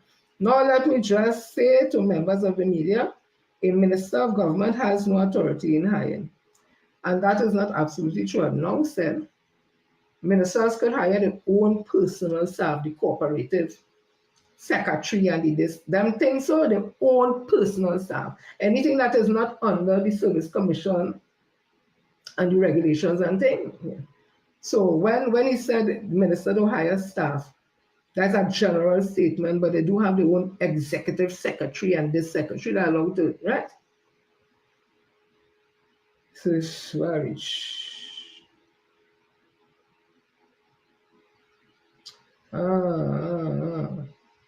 61, which battery? Things so fine that as I take my eye off it. Now let me just say to members of the media and Minister of Government has no authority hiring. The only hiring authority in public service is the permanent secretary, whatever type of employment Cummins said. He explained on this occasion they were referring to short-term employment. Even in terms of short-term employment, one cannot be paid unless the permanent secretary signs off on that arrangement. So it is an absolute falsehood for the minister to look into a batch of workers and say 61. According to the former minister, the labor required to run the 30+ youth programs under his former ministry would require a staff of well over 61 people. But he looked into the batch of employees and handpicked a dozen or so PNM names, as though PNM people are not citizens of Trinidad and Tobago. are not entitled to work in this country and handpick some of them to come and try to put some mark on the parliament, but to really distract your attention away from the fact that they are sabotaging the work that was laid there before. They are doing everything possible to stop the work, to make sure the young people do not have access to the programs or the past government is stated. And he went on to Ting, and then the man called names and all kind of thing, and I think that was not right to do that in that forum. Get all the information first, see who was short term, see who those who was actually the minister's staff, because again, I said the minister could hire his private personnel, because in the public service, it have no personal secretary.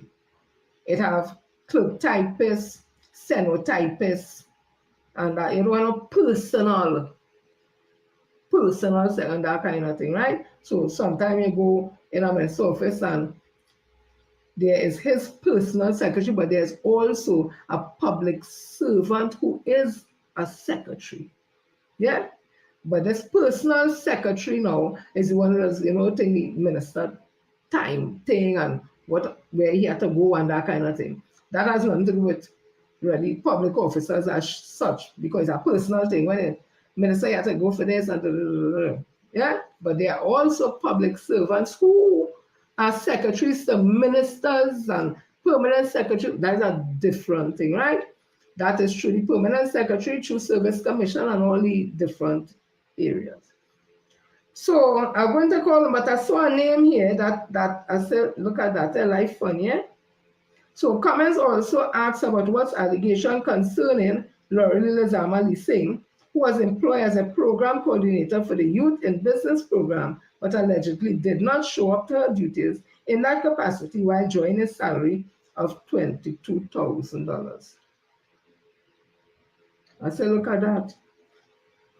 Just recently, that same person, that name, tell me that I is a used attack dog on a leash.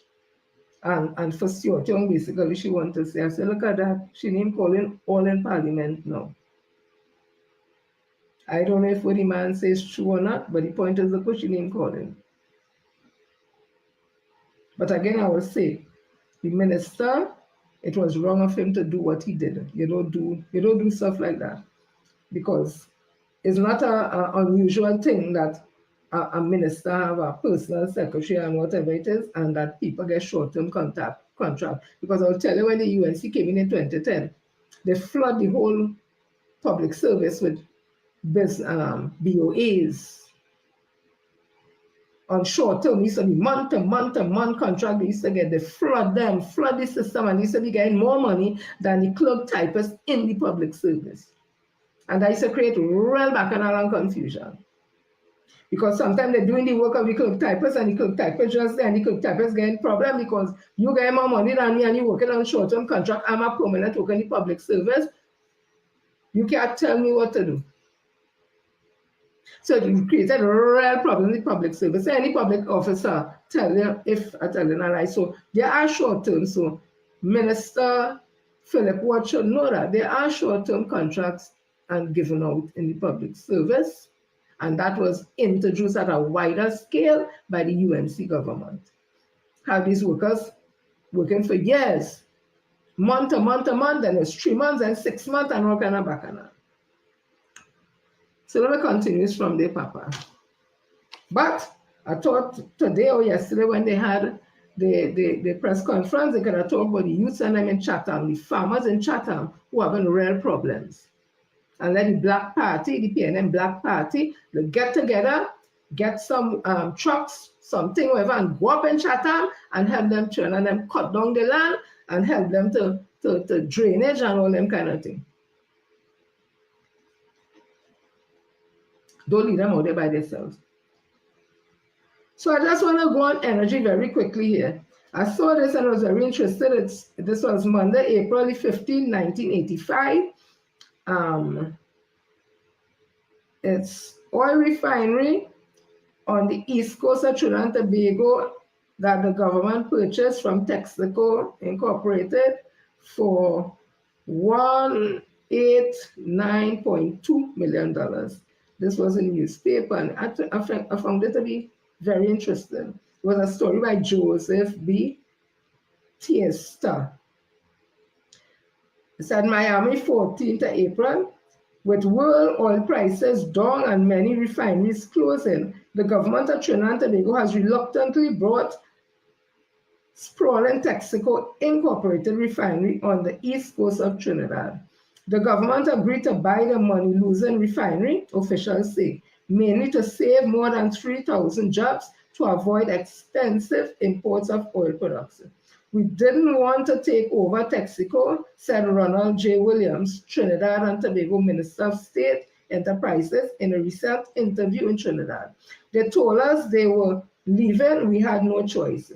As Prime Minister George Michael Chambers and Texaco executives were signing the purchase agreement at the end of March, the Exxon Corporation was formally closing its refinery in nearby Aruba, while the Royal Dutch Shell Group and the government of Curaçao were continuing negotiations concerning the future of Shell refinery in Curaçao. Shell had said earlier that because of continuing losses, it will have to close the refinery unless the government bought 2/3 of the operation. Or if you find the writing is it. Refineries have been shutting down not only because of the oversupply of oil in international markets, but also because many companies say they find it more cost-effective to refine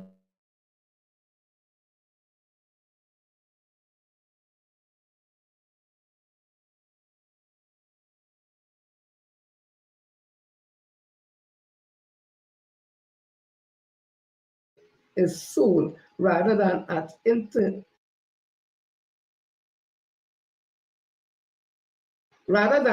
intermediate points such as the Caribbean islands.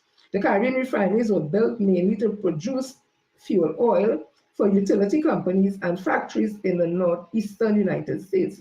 These customers have reduced their need through energy conservators and in some cases have shifted to cleaner burning and less expensive natural gas. The refineries, some of them built more than 50 years ago, also find it difficult to compete with more efficient modern plants.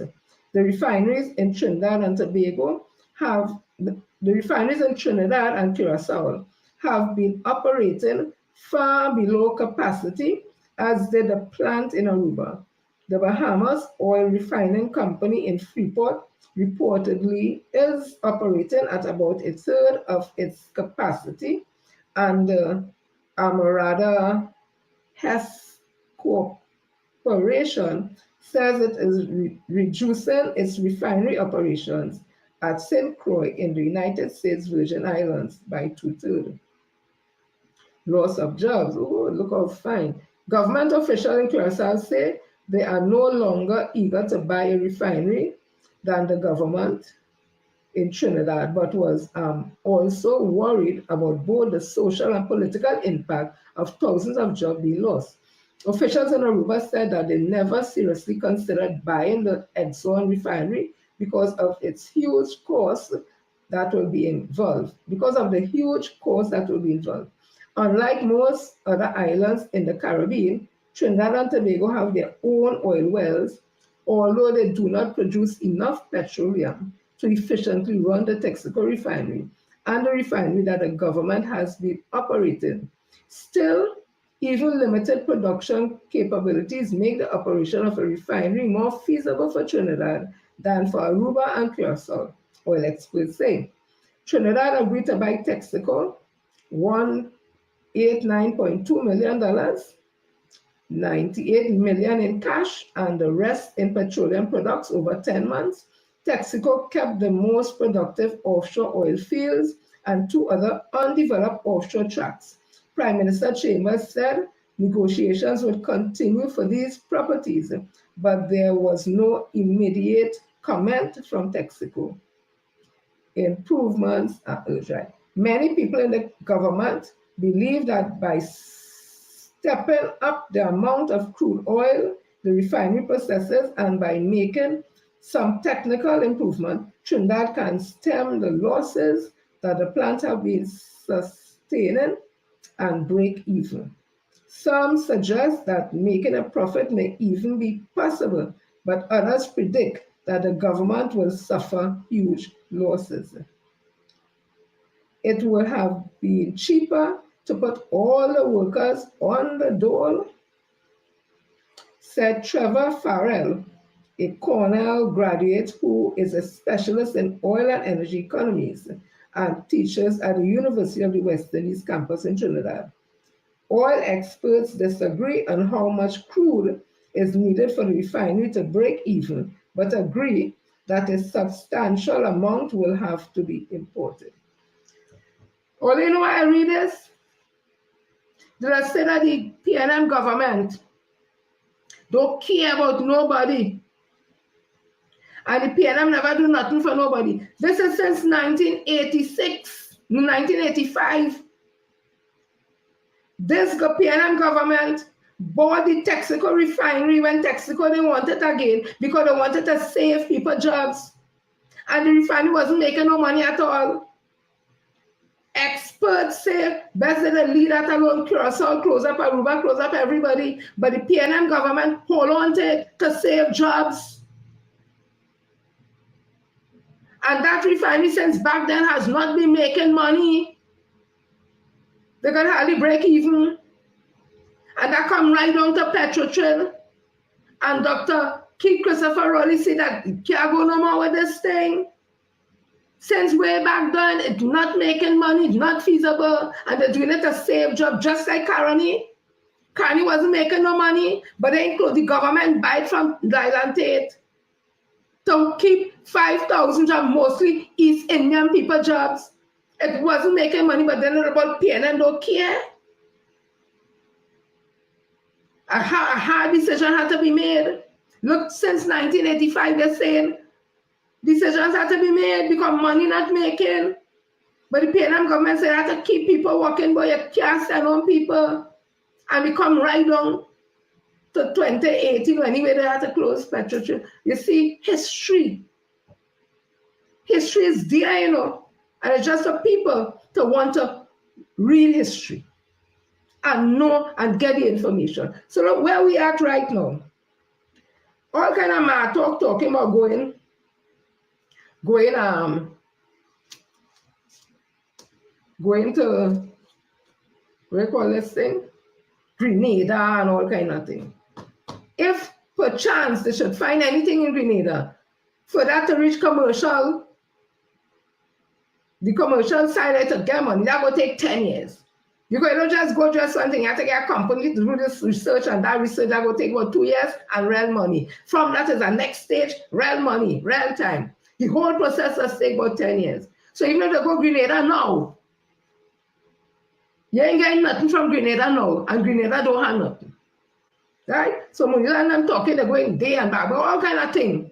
Them things are going to materialize. You know what had materialized?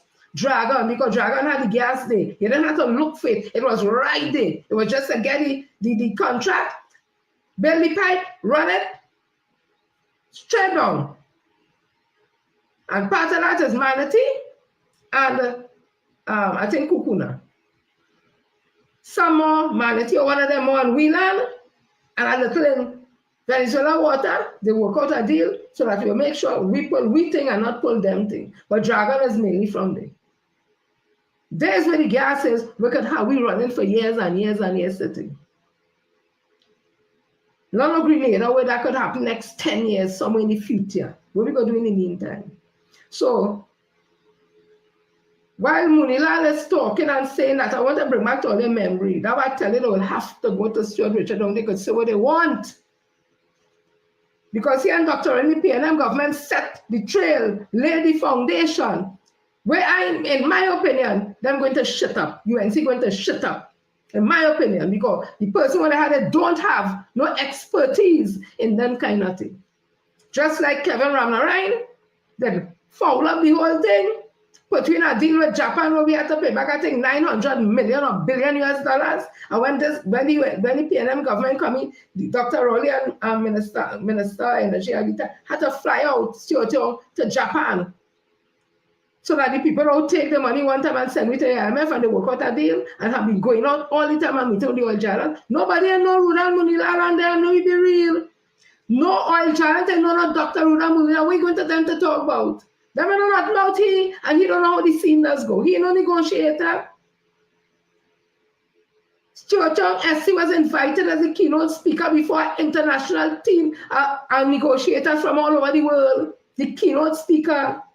Everybody know his name, whether they like him or not. He's a negotiator. He's the man know how to negotiate for all them oil and gas and all that. So come now, man, let me be real. Let me bring back to all the memory now, because let us feel everything is a joke. So listen to this. Seen last week Friday, a vessel setting off from Trinidad shores to the seen last week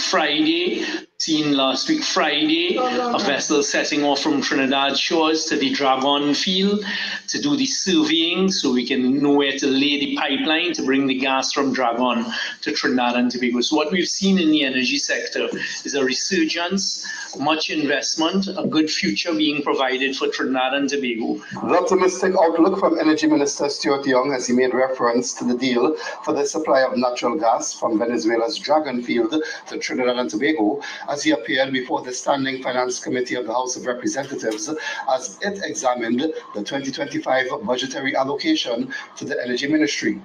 On September 27th, 3 days before the Finance Minister read the budget statement in the House of Representatives, there was this statement from Prime Minister Dr. Keith Rowley about progress being made with regard to the Dragon field and another field of natural gas in Venezuela's waters, Maniquin, Coquina. So that gives us confidence that we will have a strong flow of gas coming from on the border and cross-border in the medium term.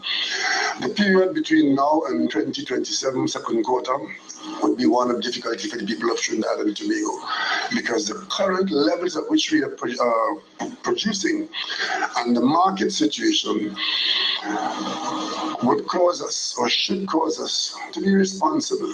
The Prime Minister called on the population to, quote, hold the fort with a very good view and good confidence that come 2027, we will be in a better position with this industry, end quote. Energy Minister Young gave what appeared to be an updated position from the government at the Standing Finance Committee meeting on Tuesday. The country, and in fact, the global energy sector, is in fact seeing all the pieces of the puzzle come together. And I can say now to the population of Trinidad and Tobago that between now and 2027, they will see direct foreign investment in Trinidad and Tobago in the energy sector of over $10 billion US. And that will also produce revenue for Trinidad and Tobago. Minister Young then spoke about developments in the global and local energy sectors in the government's 2024 financial year, which ended on September 30th of this year, and the beginning of its 2025 financial year on October 1st of this year. What we've seen in the last fiscal is the Dragon, the Coquina Maniquin. We've seen in international energy news, in fact, in the last 48 hours, the announcement of further investment in Manatee by Shell with the various subcontracts. Manatee contains 2.7 trillion cubic feet of natural gas, which is in Trinidad and Tobago's waters, which was delinked from the Lauren Manatee field after negotiations between the government and Venezuela. The Standing Finance Committee approved the $675.2 million 2025 allocation to the Energy Ministry. Jewel Brown, TV6 News. Well, they are playing it for me to understand the scene, you know. Don't let it tie all up, you know. Them know not when they come to the energy sector, you know. Listen to this next one.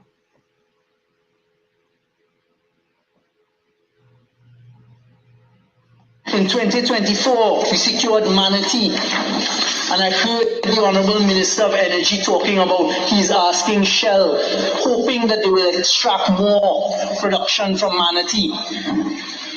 And I'm putting the country on notice now.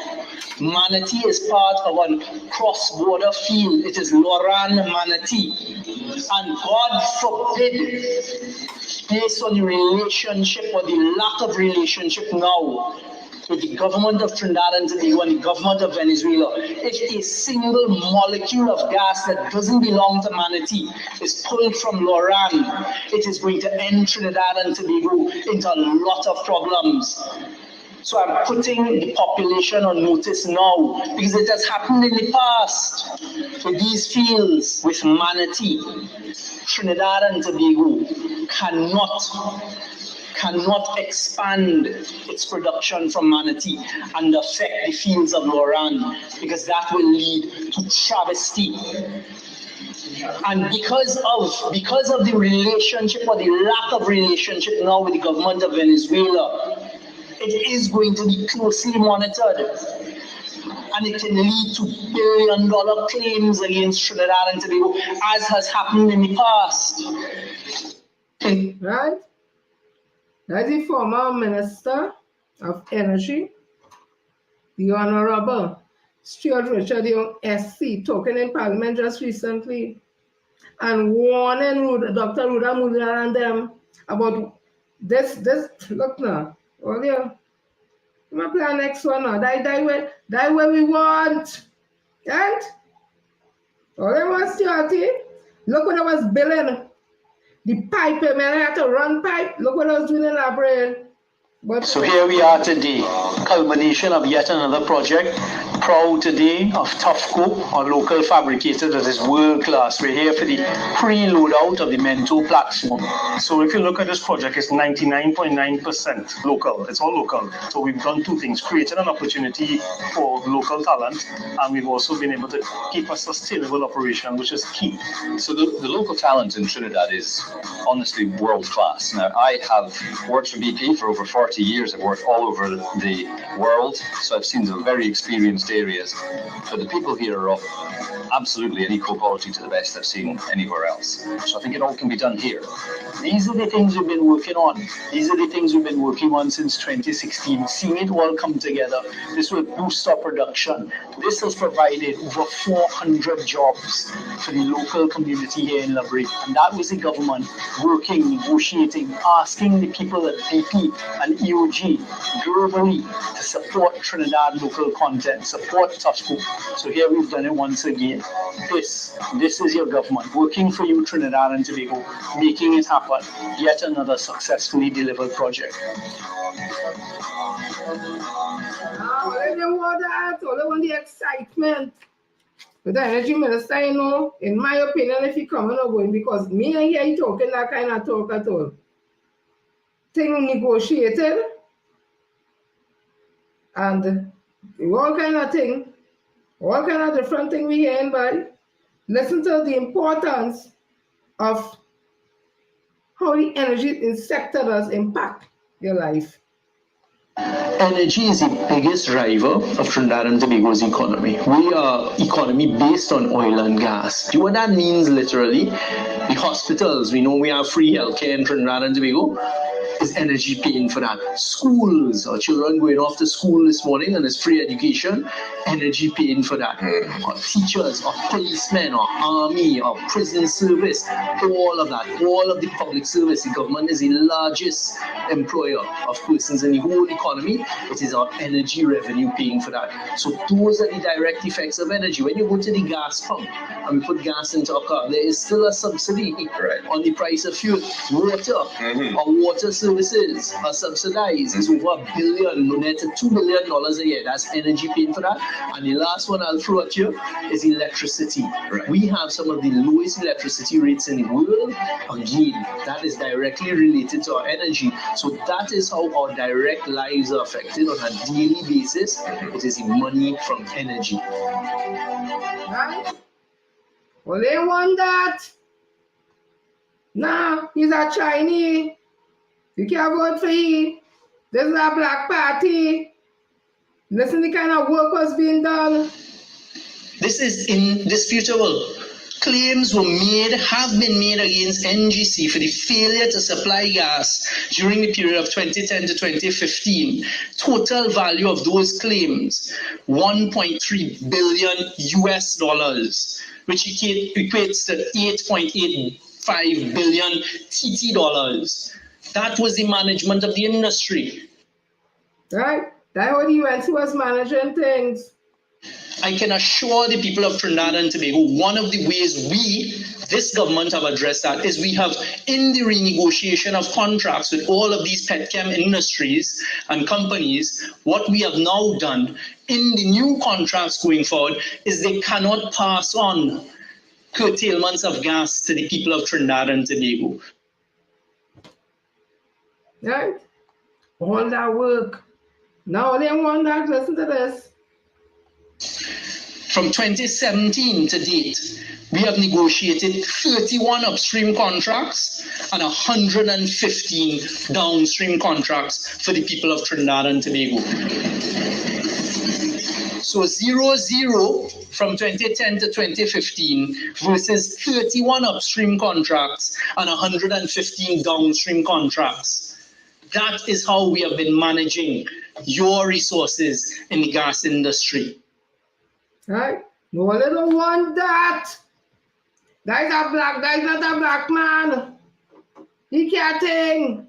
He's a Chinese. He's a 1%. He don't understand we. But he understand how to negotiate and make sure that we train or something though. Eh? What I'm gonna do there now? All that work rest down, boy. Eh? Or they make the man feel or they supporting him, boy. Yeah? Or they make the man feel or they support him and all on board. A genuine person. Or they cut up the man by. And then today, or they want to talk about convention and bring back the love and all kind of thing. Where's the love all they had for their own colleague? If all they didn't have love for their own colleague, or they got love for we? Yeah? Or they want to unite now? Why are they then unite? When Dr. Raleigh say XYZ, or they vote across so, Ting, or they come across or they agree, why are they then hold on to that love and that unity for we to see? So people that come out and vote for the PNM party, so that today we'll have to sit down in a position where we hearing, lead from the front, my Mexican brothers lead from the front. Eh? We'll have to be hearing all them kind of thing. So wait, Mark to tell me, hey, I'm God, no, I'm that what I wanted, that what I put all that children and training by. But you know who tell we the worth? You know who told us the worth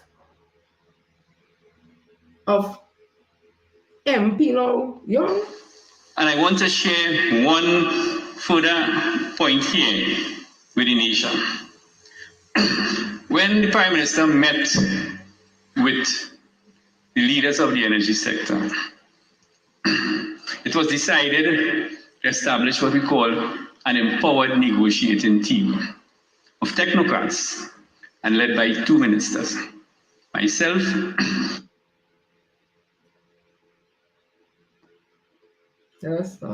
as Minister of Energy and the Minister in the Office of the Prime Minister, the Honorable Stuart Young.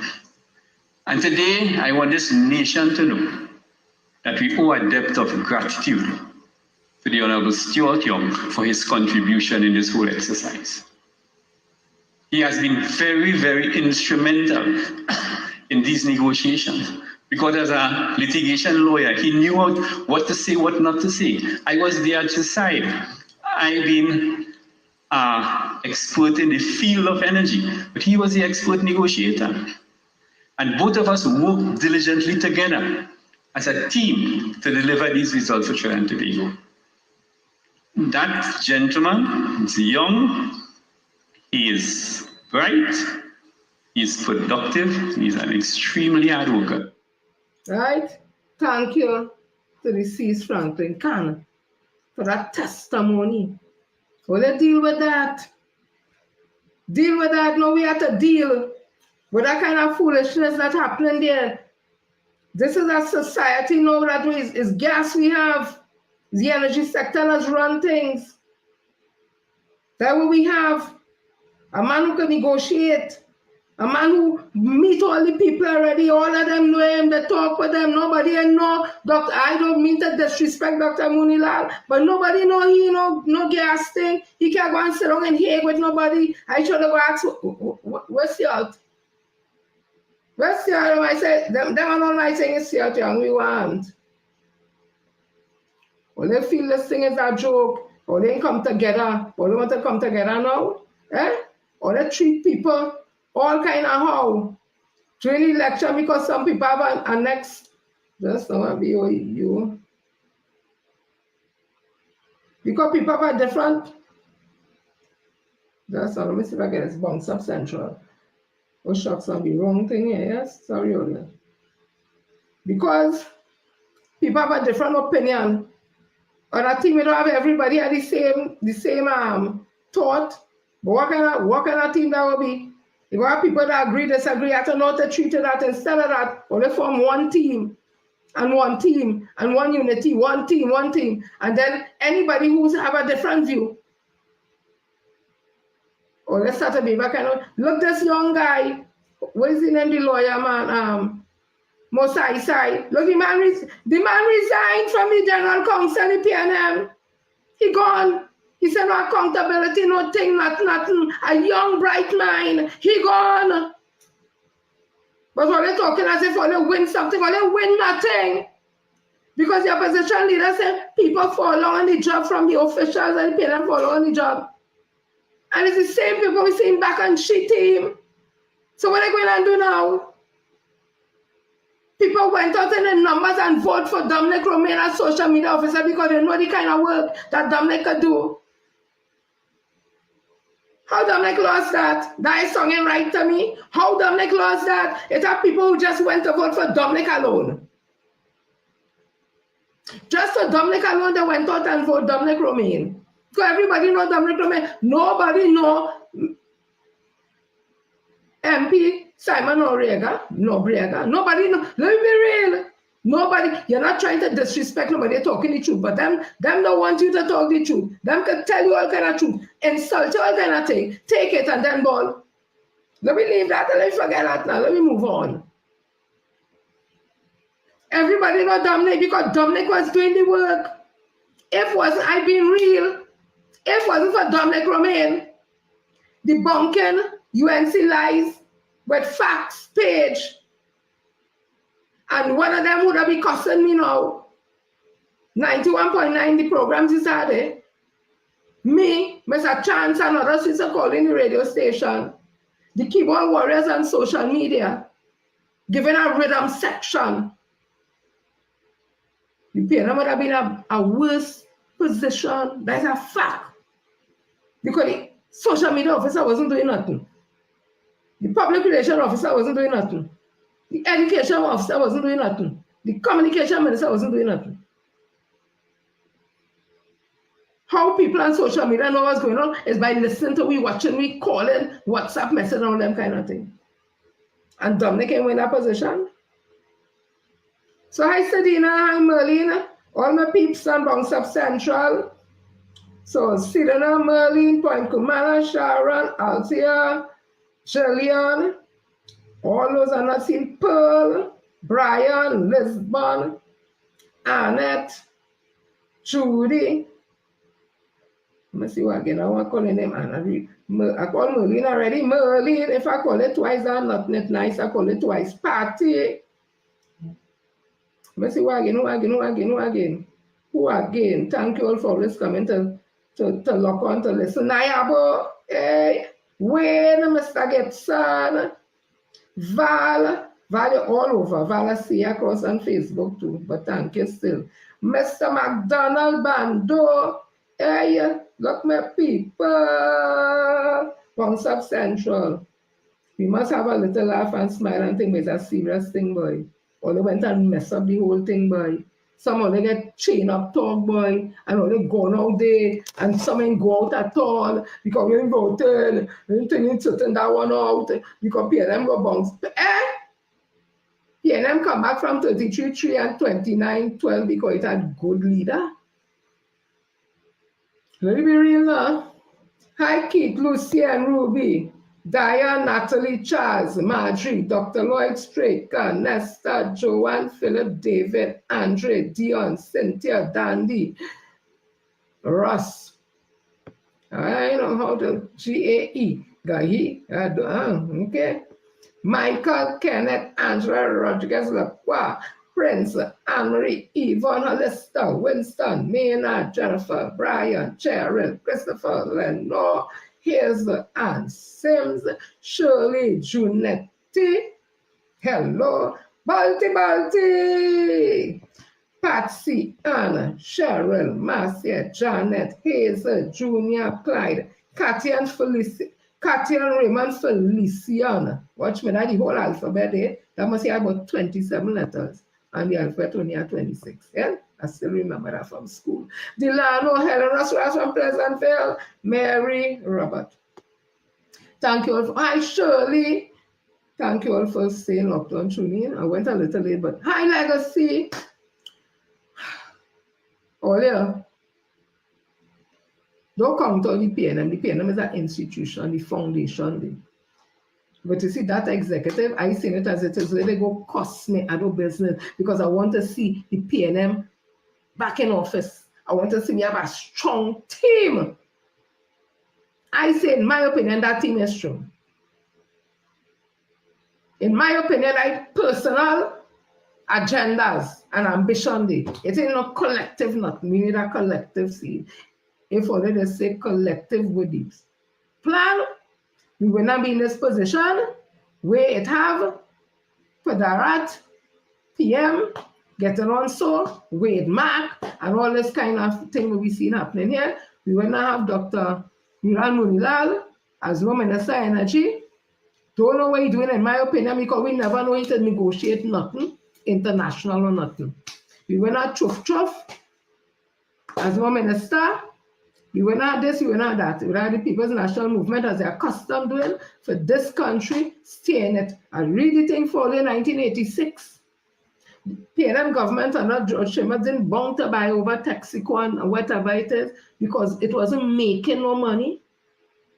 And that's what the PNM does do. Always think about the workers, think about the people, think about this and that has cut the throat because the same people has come around and cut them up and just say PNM and do nothing for nobody. You know what? Adam does get things from PNM and wipe them out easy and move as if they didn't get nothing.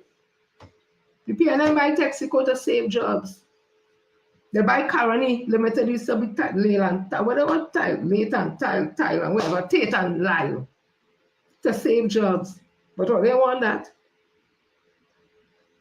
Minister Security and Dr. Ronnie went all out there to secure the gas deal all over the world to make sure we are not even killed.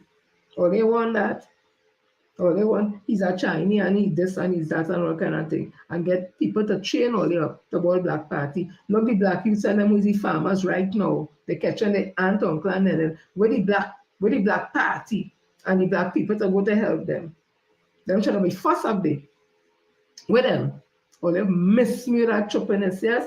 I don't see face me, see race. And if you come at me as an African, Indian, Chinese, whoever you disrespect me, I go disrespect you back to others. Always tell all that. Because I love to build. If I love my race, of course I do. Will I do things to support my race? Of course I do. Will I do things to help empower my race? Of course I will. But that is stopping me from supporting and somebody from my next race. I'm black and I'm proud and confident with my blackness and my consciousness that I can love somebody from a different race and don't feel diminished.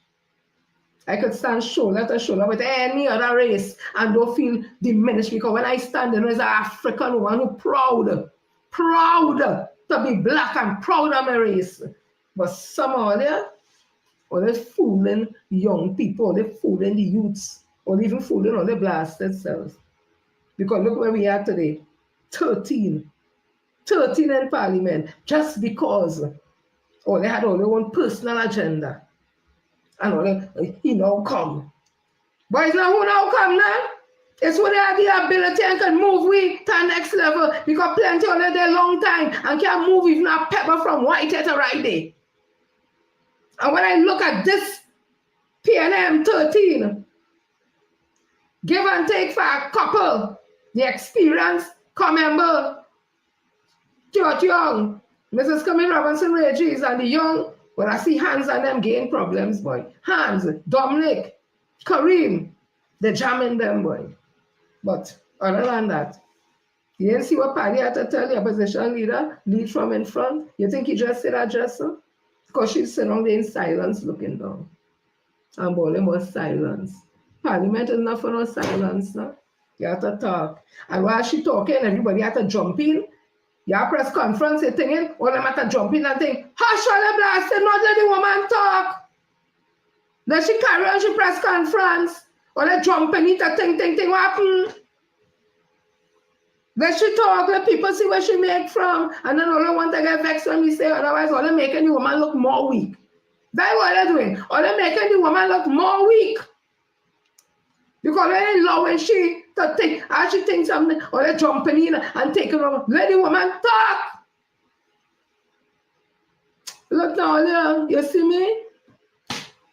I went and read it over because you see this thing when I see them youth and them up in Chatham, they boy. They want to do the thing, boy. They can't get the help to drain off the water of the land. Some of them can't start it because tree and things to cut down. Nobody to help them, boy.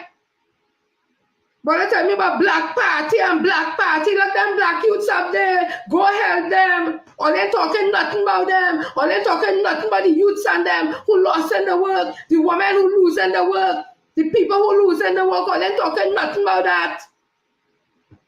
Or they just focus on this myopic state. Look for fighting them. More side, right out. How much more I drop out? The man who was a part of the election supervising team, Dr. Seals, he dropped out too. He said no confidence, no control in election thing and whatever. And what? Look now. Well, they give me a blasted bald-headed break, yes. No, a rasta-head break, yes. I love all the I gone, yes. If I start to cuss, I gone. I love all this, all the Friday gospel. When Jen come with something for something new, let me talk the thing. We go talk again, right? I say what I say. And I could say it again because I talk from here. I talk with truth and honesty. Nobody ain't paying me. Nobody ain't cycling me up. Nobody, nothing. I talk what I talk because I come from here, because I know what PNM means to this country. And all I want to muck up the blasted thing. I'm going. I love all you.